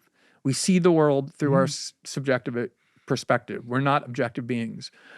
And any attempt to kind of decree truth or to impose a regime where power and control are disseminated is almost necessarily going to be driven by our subjective politics, our subjective experiences, where we were born, what country we're raised in, what culture we're in, what religion we're in, what our ideas about politics are. And I think that's why, even though it has flaws, like every right produces danger, right? Like the right of us not to have the police barge into our house without a warrant means that a lot of very dangerous criminals are likely to get away, or all the protections, speedy trial, right to a counsel, right against self-incrimination. But we make the decision that we'd rather have this right, even though not having this right will produce bad outcomes. And that's true for every right that we secure. And that includes obviously free speech. People are just kind of free to say everything they want, or at least in terms of political expression, there's going to be some bad outcomes to that. But the outcomes of somebody coming in and saying, no, I know what the truth is. I think that I have the formula for how what certain views should be excluded based on them being hateful or based on them being false. It always leads to danger. I'll just give you just one quick concrete example. Pretty much since 2016 in the West, there did arise this kind of idea of disinformation. And disinformation, not in your work necessarily, but in a lot of cases, got used to justify the removal of certain content from the internet. This is false, this is disinformation, as did hate speech. And during the Biden administration, there were a lot of people, a lot of my friends on the left, a lot of my friends who are liberals, who were comfortable with it, were supportive of it because they thought that it was being administered in a benevolent or well-intentioned way.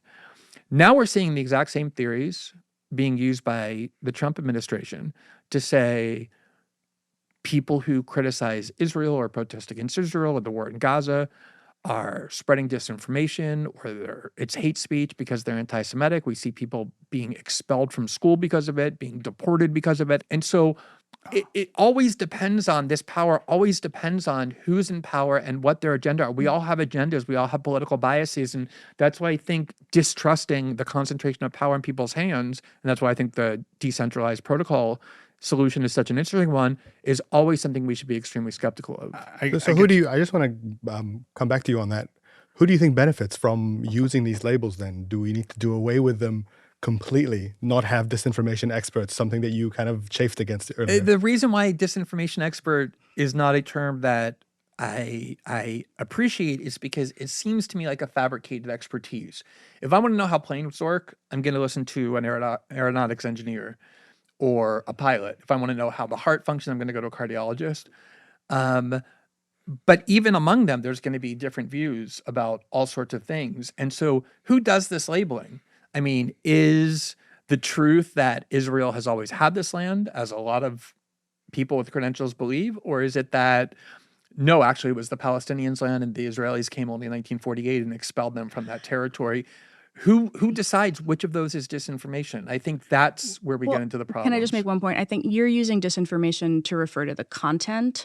The title that, and unfortunately the credential, which I do not want to claim, usually refers to a particular type of like a combination of quantitative network analysis and like identification of inauthentic networks on social platforms. There are And actual it social refers science to like a methods. very particular methodological But it has to be false, detection. right? Or it's No, not no, disinformation. it's actually looking at, it's more the actors and behaviors. It's like when we were talking about the Pentagon example, for example, one of the anomalous things about that network was all of these accounts would tweet on the 0 second of the 0 minute. That's an anomalous behavior. Normal people don't do that, right? So there are these certain little signals and things But that you if look at. those same people were engaging in the same behavior to say, get the COVID vaccine has been proven safe and effective, would you regard that as disinformation?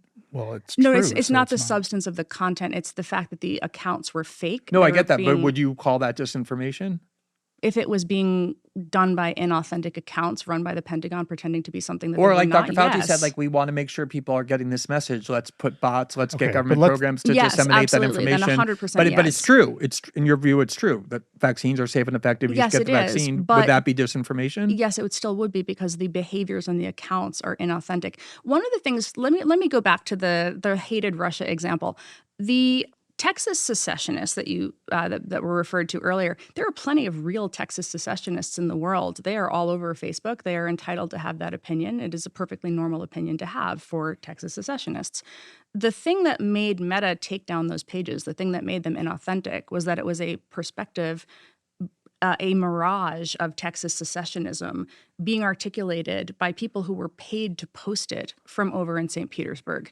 And that is why those accounts were taken down, not because they were articulating a perspective about being I get that, Texas but secessionists. what's confusing me is like we started, the first thing that happened in this whole discussion was you went first and then you went as well. And he asked, what's the definition of disinformation? Is it different than propaganda? And at least as I understood what both of you included in your definition was there has to be deceit involved. There has to be falsity to it. In the context of the actors in that case, Not right? the not the content, not what they Right. are saying, but who they are pretending to be. Right. So If it's you're trying to it's fool the people. manipulative full people. by pretending to be something you're not. Right. Or confuse or mislead intentionally. Like you know what the truth is and you're saying something that's not the truth because you want to undermine belief or trust No, in what if some you want to show opposition. people the truth? That's not disinformation. Okay, but then you guys are in a disagreement. That's what I'm trying to get at. Like I asked you if they say there was a bot campaign that was not transparent, but it was spreading what you regard as Right. truthful Well, information, like the I would the argue COVID it was a vaccine is. disinformation But you campaign, wouldn't, yes. because you think there's a Right, deceit I or would not. falsity. And we're allowed to disagree. But No, I I also think- totally. But I'm I'm just- wondering what the consequences of the definitional argument Because are. then the question becomes who decides truth and falsity. That's a different question. If the work is just I mean, I can get into that. let's trace who's using online campaigns that are not transparent about who they are. I love that. That's fantastic. sure. Show people that. Like Some show people say, who's doing what. You know, they'll say influence operation or manipulation campaign. It was one of the reasons why I have never really liked the granular hair splitting of terms, and I have made the point that I think propaganda is an effective term that we have had for centuries, and we should use it more. Yeah, right. So- Like the U.S. had a fake. They set up a fake Twitter for Cuba that looked real. Sure. In order to disseminate destabilizing information. So I think learning about who's doing that, I think, is incredibly Exactly. illustrative and helpful. But that's all that matters. Your point is disinformation is wrong. That it's erroneous. That it's intended to deceive. Right. And I think, having listened to you for a while, like you have a very politicized view of the world, like most people do. And I wouldn't trust you to decide truth and falsity in a way that's binding or in a way that gets where things get labeled, because I think it would end up reflecting your politicized worldview. Okay. So who gets to decide but that? hold No, on, hold on. exactly. But let me And respond free to and this. open debate. No, but this is the legitimate question, right? Because it's hard to avoid the fact that we exist in a world that is increasingly filled with fake accounts. We always fake have, but we've actors. always have had that, and we saw that as the Enlightenment taught us through people's capacity to reason and debate and reach our own decisions about truth and falsity. We have always had disinformation agents. We've always had disinformation. It is not a new thing. It is not a fake thing. It is something that has consequences in the world. Now, how big those consequences are, that's something that we need to examine, right? I don't think the definitional argument is that fruitful. I think what we have is a situation where certain interested parties are dishonestly manipulating or trying to manipulate public opinion. Actually, most attempts to manipulate public opinion fail, right? We're talking about a set of private actors who are doing what's they judge is in their best interest, and that has clearly shifted over time, what that means to be in their public interest, in different parts of the world. It's all a very confusing and messy situation that we're discussing. Are you saying, like, I've never been someone who did this work and labeled things. The people who do the labeling are more often than not the companies themselves, because they have a clear set of guidelines. But they rely on like third party. They do. They ask disinformation for groups. expertise. No, you'd be surprised. I think there's it would be nice to have that kind of power, but I don't. Right. Right. The They companies take- No, themselves you don't do this. dictate to them. Right. But, No. but Okay. they They do do have. seek They do- pay you because They They do don't pay me. Well, no, but they pay a lot of disinformation groups. No, they Groups that- don't. They do. don't. They absolutely employ third parties. They do employ they're not they employ disinformation groups. fact checkers. They employ, well, I Exactly. wouldn't call them fact checkers. They employ a bunch of people in the Philippines and a bunch of people in Kenya and a bunch of people in South Africa and a bunch of people in India to sit in front of computers for hours and hours and hours and see people get beheaded and animal abuse and child pornography and knock that stuff off their system. That is 90% of what they do. They label And political they do- views yes. disinformation. Wait, they label certain claims as not disinformation, as a violation of policy. The policy Like itself, the COVID virus came from a lab. Right. They had that in their policy, right? And then it is no longer in their policy because they decided that wasn't in the company's interest. They have a big guideline book that all of these people are supposed to follow. The companies are having these discussions within themselves. To figure out their policies, they often consult with academics, with governments, with the WHO, and they say, what do you think about this? And they get input, right? That's speech. This is speech. That's fine. And then they make their decision. And we can argue about whether one decision was good or one decision was bad, but this is the way it works. A world without content moderation is ugly. It's filled with lots of horrible things that would drive down the value of these companies. So is authoritarianism. Like you guys said, authoritarian countries use this Right. information I'm not talking to about censor. countries. That's I'm talking ugly about these too. companies. That's why the companies do content moderation. Whether they do it well, the fact is this sort of experiment we've seen with content moderation over the last decade, where they ramped it up and now they're ramping it down, has shown us that you can't do content moderation that makes everyone happy. You can't do content moderation that bats 1,000. You can't do content moderation at scale that works everywhere the same way around the world. It's a messy system and we're never going to be happy with it. But the companies themselves have figured out they need something, or else they end up with a bunch of pornography and a bunch of violence and a bunch of distraction. And the average user finds the experience to be horrifying and they stop using it, right? That's why it's in their best interest to do some content moderation. The terms of it, again, are determined inside the companies. That's where the power sits. I think we've come to that, back to that every single time. The power sits with Meta. Were you just complaining about Meta's moderation being aligned with Modi's agenda? No, actually, I was something very different. That it's the amplification, not the moderation. It's the opposite of moderation. But are Modi's opponents censored on big tech platforms? No, Well, they're they not are on censored. Twitter. They were on Twitter They have been, right? Some of them have been on Twitter, but and Facebook because India orders them the to censor. censorship is not the problem I see necessarily. The I problem know. is the amplification of the hatefulness, the anger, the violence. That is These the are problem. two different. These are two That's different right. points. Completely I'm different actually, point. I'm actually kind of curious. Do you see the? So there's the so moderation covers a whole range of things. It's spam, scams, terrorism, recruitment to violence. There is obviously child exploitation content was illegal. There's disinformation. Then there is harassment. Do you see a distinction or a problem with moderating for harassment? No, I mean, I don't. 'Cause you have a even people who community. claim You to be moderate First for Amendment harassment. absolutists, Okay, right? so we agree on that. Yeah, like Okay. you can. There's behavior that is carried out through speech that is criminal. Like I Right. can't call you and say either give me $10,000 or I'm going to kill you, even though it's speech. So my focus when I'm talking about free speech are political debates, policy Okay, debates, cool. political opinions. Yeah, no. So then we're And so, there I think so there should be no holding the censorship. harassment aside. So then we're focusing on the misinformation and other policies. I mean, I think in that front, one of the arguments that I have made over the years is that we have to be arguing for transparency, and that we don't have that right now. All of the transparency that they do is voluntary, and in the United States, it's voluntary. The European laws try to compel it. We can talk about that if you want to. I know you want to talk about other places. But in the United States, it is voluntary. And one of the ways that we found out that X, when it became X, even after Elon took it over, was continuing to comply with takedown requests from India to censor Modi's political opponents, was through this thing that was called the Lumen database. I don't know if you're familiar with it, but it was this database that was set up where when certain types of takedown requests would come in, a lot of times it was DMCA, which is Copyright.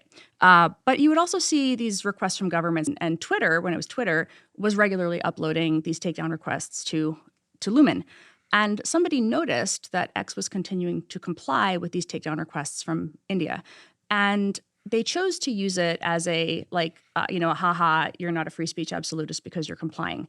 Now, legally, in order to operate in that market, X has to comply. Which was And this Elon's is the same- argument. Which was Elon's argument, and it is legally the case. And we can talk about Brazil too, because this is the sovereignty versus speech trade-off, right? That's the same thing that's happening. In response, Twitter has stopped uploading to Lumen. Since that controversy in April of a couple of years back, they just no longer upload. So we have less transparency. We don't know if it's happening. We don't know what they're doing, and we have no visibility. And that's because there's no law in the United States that compels them to disclose that information. And one of the reasons for that is because when we talk about the U.S. Congress and what it wants to regulate, and you mentioned a little bit earlier Section 230, both the Democrats and the Republicans want to have these sort of punitive measures. You took down too much. You didn't take down enough. Exactly. We're going to hold you hostage for not moderating the way that we Exactly. want. Transparency is not a thing that people wake up and get riled up over. And so that means that the thing that would provide us with the best visibility into what these incredibly powerful platforms are actually doing is something that nobody is willing to go to the mat for. And so, again, they have a First Amendment right in this country to do what they want to do as they see fit. In markets outside of the U.S., they're going to adhere to those laws that they can continue to operate. If we want to have that visibility, the best thing that we can be doing, the laws being what they are, is to lobby for those transparency laws. But that's not actually happening. So I just want to make a suggestion. It feels like all three of you are on the same spectrum, but different parts of it when it comes to what exactly, I don't think anyone's arguing for the Wild West of the internet, right? Unless that's what you're... For me, when it comes to political opinions, yes, No, I'm talking about everything. I'm talking about everything. No. Do we have any moderation? Do we have no moderation? No, clearly there's illegal things you can do with speech. And so there seems to be some agreement that we need some kind of control over what is disseminated online, over what is and isn't factual, what is and isn't harmful, for example. And I wonder for each of you where that line is. Well, can we go to Brazil for this? Because I think that would be very fruitful. So the reason I was hesitant to commit to a position on Brazil actually is that you know it better than I do. I know just the broad outlines of what's been going on in the courts and in the Lula government in terms of their pressure and regulation, explicit regulation that I think does qualify as censorship with these platforms. I'm not comfortable with what I've read. In other words, I'm not convinced that either the Lula government or the Supreme Court has the right project in mind and is satisfying my desires for the kind of freedom I think should be happening through this, right?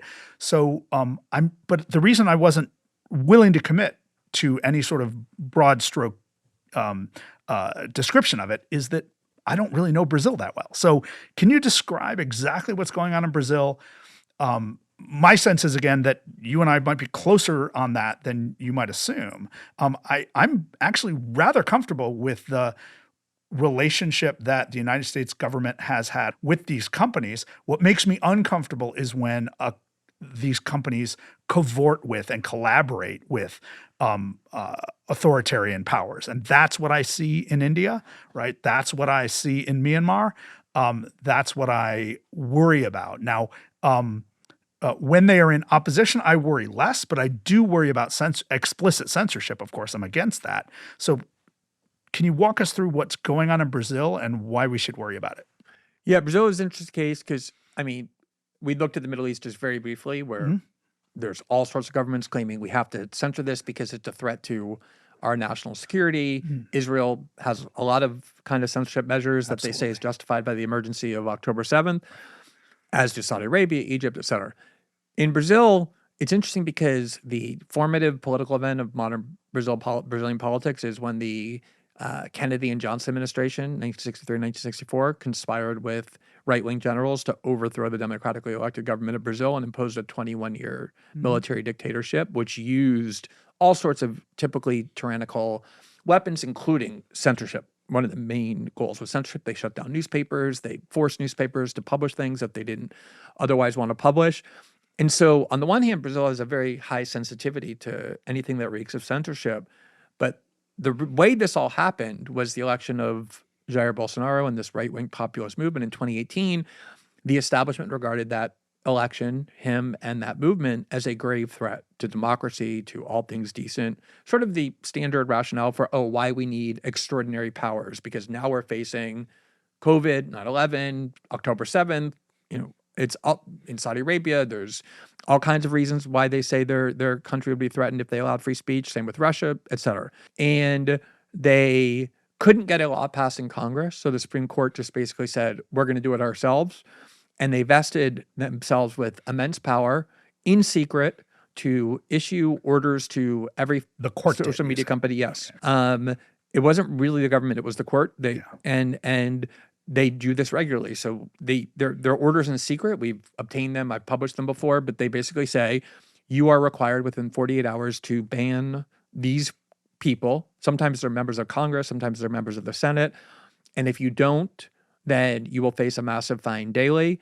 When Rumble refused, it got banned from Brazil. When Elon refused, they got banned from Brazil.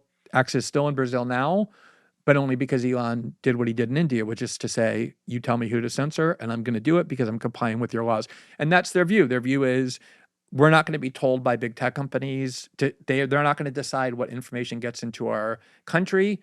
We have sovereignty, and we're going to decide for ourselves. The problem is that it's very, very politically directed because they consider one political faction that has a lot of popular support in Brazil to be uniquely dangerous, and all the censorship goes to that movement and to the ideas they espouse. And that's what I think will inevitably happen with censorship, even if it begins well-intentioned. Well, that sounds like a terrible situation. What are the other platforms that people speak on in Brazil?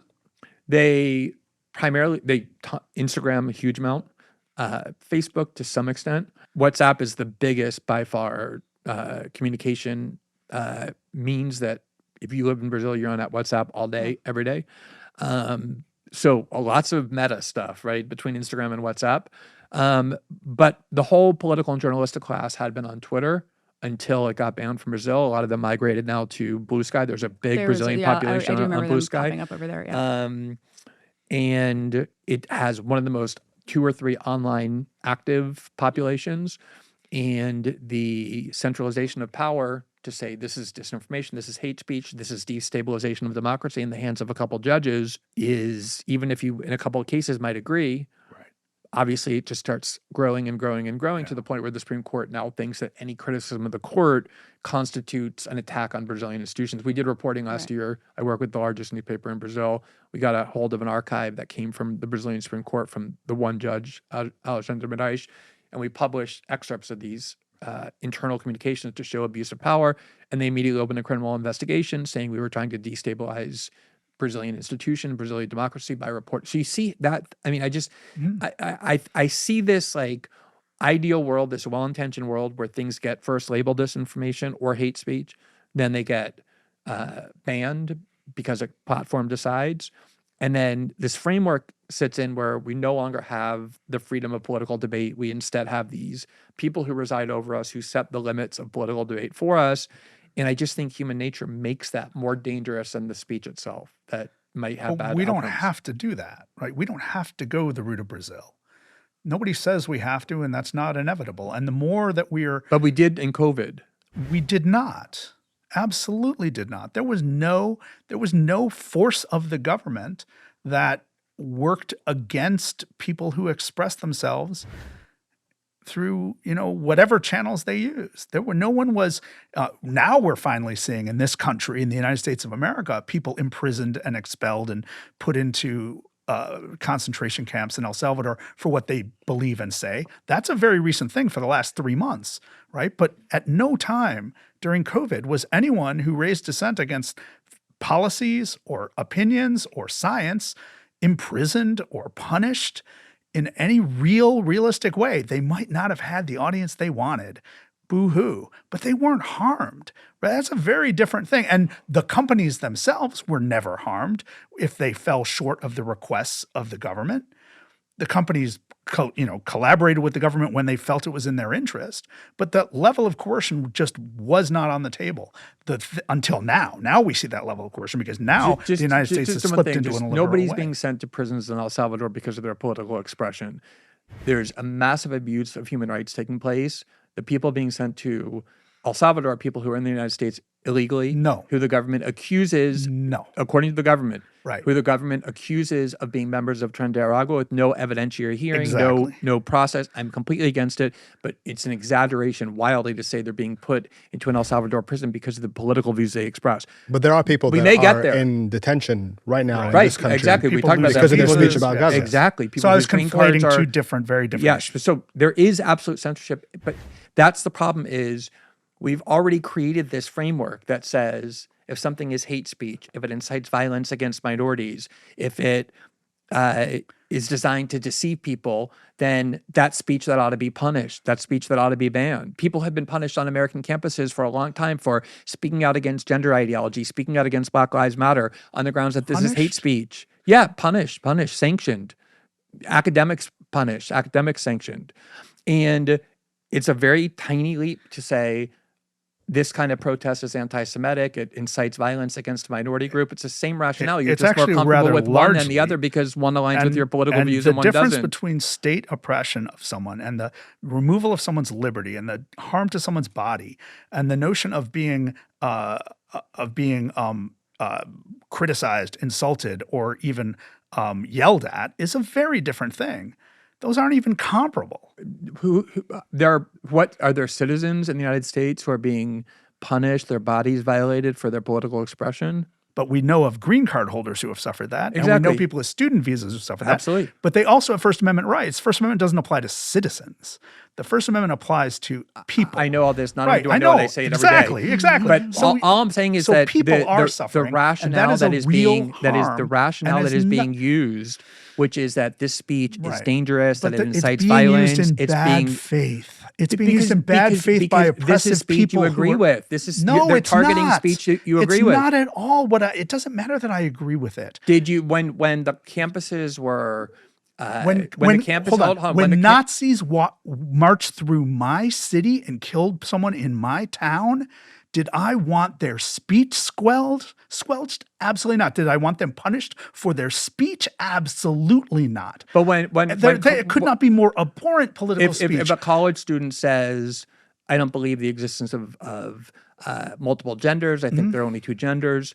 If a You wanna know college what student that- says, what happens in I my don't think class there when should be that gay happens? marriage because Right. homosexuality is moral Sure. degeneracy. I'll tell you what, I've or heard black that in my people- class. Students have said that in my class.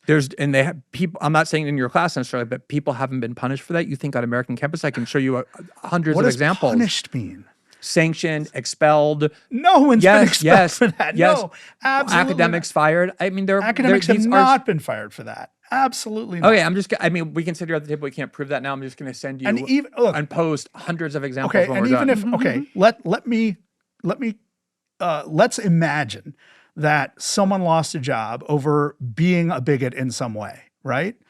It probably has happened at some point.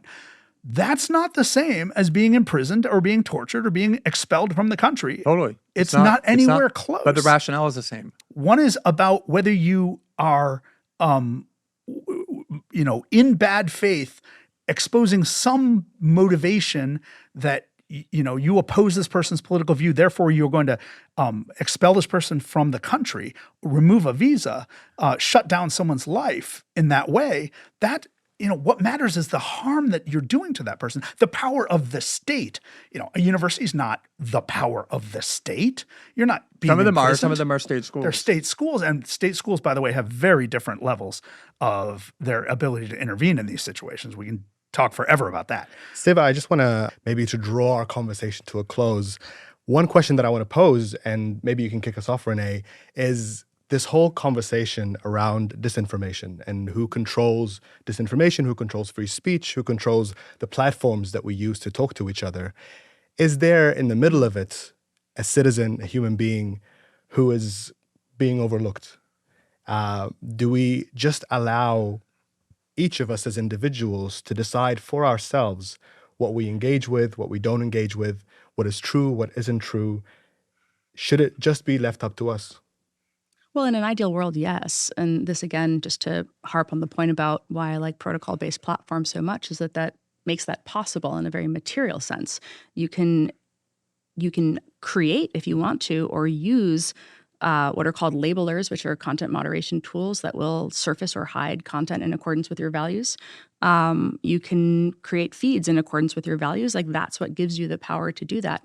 But on centralized social media platforms right now, you are at the mercy of the people who control them. And so what you can do, there's a framing that we use sometimes, exit versus voice, right? You can either leave and go somewhere else, like to a protocol-based platform, but that's a heavy lift for some people. Or you can choose to be vocal about what you want and to try to sway the platform to change its policies in the direction that you want it to go, which is something that we've seen from the right and the left over the years. Or you can, you can call your congressman if you want to, as we see people do sometimes. But you have very little recourse on those platforms at this time. And so what I think that we should be asking for, recognizing that the First Amendment rights are theirs and not ours, is that call for transparency. It is that call to say at least we should understand what is happening here, even if we don't have direct control over it. I think that social media researchers, people like me, try to do, to the best of our ability, that question of both what is happening, how can we help the public understand it better, and then also, again, using my First Amendment rights, saying this is what I think could be done differently, and making those arguments in accordance with my values, whatever they may be, assuming that other people will do the same, whatever their political alignment or biases are. I'm very cognizant, by the way, and very uncomfortable with the extent to which they have a very profound power, and I would like to see a proliferation of platforms. I think it's very entertaining to go read the terms of service on some of these platforms. Rumble has a specific shout out prohibiting people from glorifying like Antifa. That is something that is uniquely Rumble, and I think it's great because I actually don't think that they should all have the same values, because I think that we should want to see this proliferation of places that people can go, and that they should understand that when they are in those places, those are the rules that apply. And that's really the best that we have at our disposal at this moment in time. Glenn, I wonder what you think about what any possible solution is. We've talked about transparency, which I think you agree with a little bit, but ultimately, should people just be left to their own devices? I think transparency is always better when you're talking about decisions that affect huge numbers of people that are incredibly consequential, which obviously, whatever you want to call it, censorship or content moderation decisions of entities like Facebook and Google are.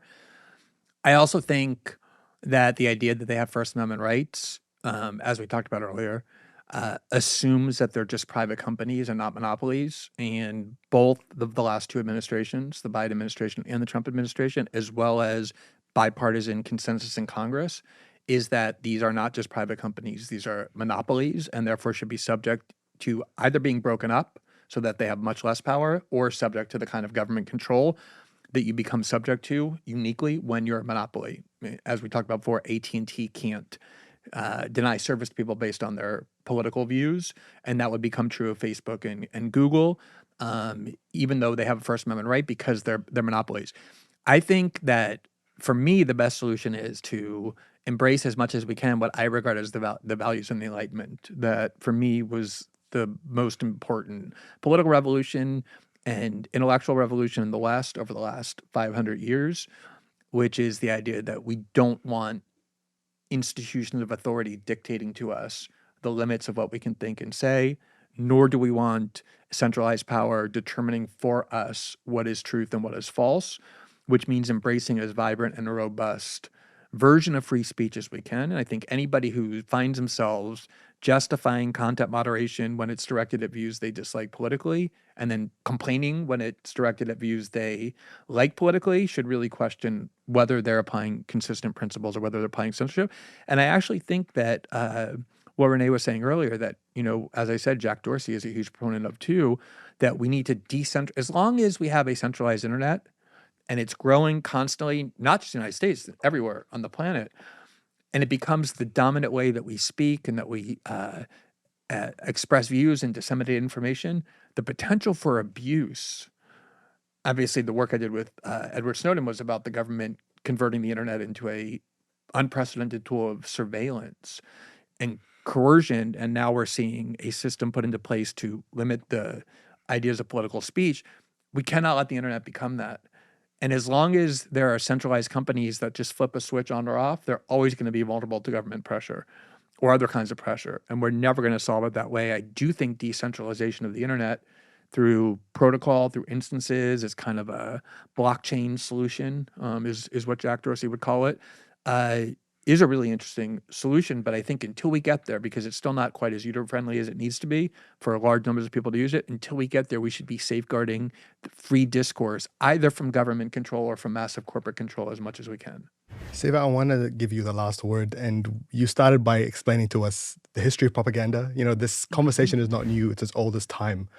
And we mentioned Copernicus. And so I want to ask you, what do we understand? What have we learned throughout history about the nature of information and who gets to control it?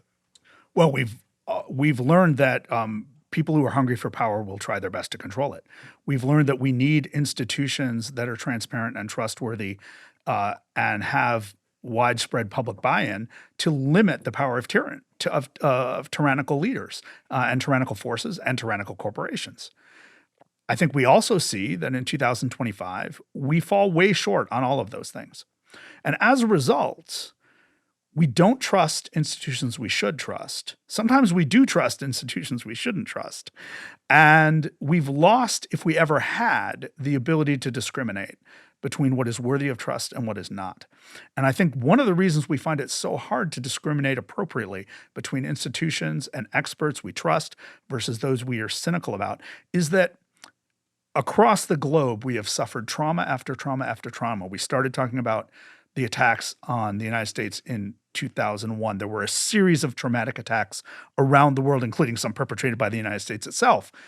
In the subsequent decade, we saw a financial collapse we hadn't seen since 1929. As recently as 2008, people have still not recovered from their loss of trust in a variety of institutions from that moment, right? That was a global seizure of not just the economies of the world, but the sense of possibility and the sense of optimism that many people had arising from the sort of, the vapors of the end of the Cold War and the rise of global capitalism. All of a sudden, what the heck do we trust, right? We were told that these institutions would constantly make our lives better, and they just weren't. So people have really good reasons to not trust institutions and not trust experts. But we also have very good reasons to trust institutions and experts.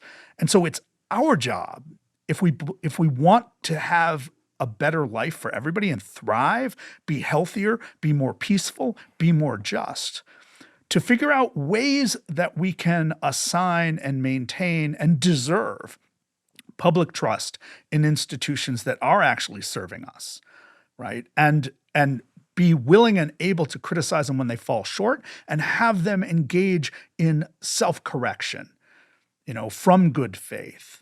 Along the way, though, we've reached the point now where around the world we're seeing the rise of nonsense, and that nonsense it comes in the form of propaganda, it comes in the form of disinformation, comes in the form of misinformation, like not from a central source, but just crazy stuff, right? And that has just created this system of overstimulation for us collectively so that we just don't seem to be able to have the kind of deep discussions to address problems that threaten all of us or are worthy of attention. The mass migration of humans, the potential for global disease spread, the effects of climate, right? 3 issues right there that affect countries all over the world, and they're all very linked.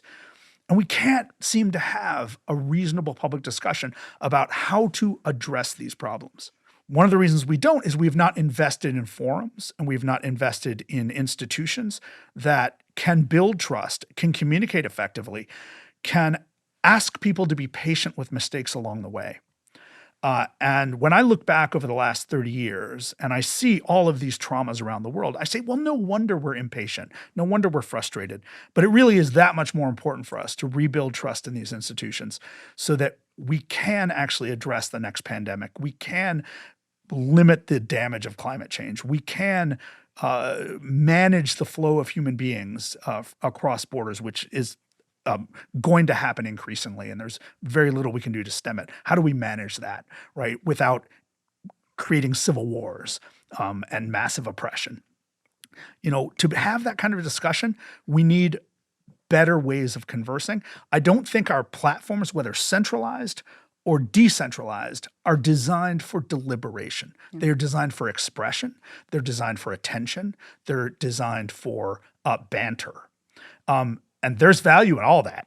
There's good reason to be engaged in all of those, but they're not enough. We need other levels and other places where we can have rich, deep discussions. I'm actually gratified by the fact that the three of us were able to question each other, push back against each other, ask what, like I'm deeply curious about the bodies of knowledge that the people around this table are bringing to it.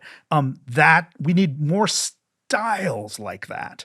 And that requires investment of time, of money, and of attention. And so I'm not optimistic that we're getting there anytime soon, but I think we do have to figure out better ways to talk about important issues, or we're going to be lost. I couldn't have put it better myself. And what a note to end on. I want to thank the three of you for being here. This has been a spirited and very generous debate. So I appreciate all of you. Thank you guys so That was much. fun. Yeah, it was fantastic. I really loved it. I Yeah. thought it was super stimulating. I think these are exactly the kind of conversations, like you said, that we need a lot more of. Yeah.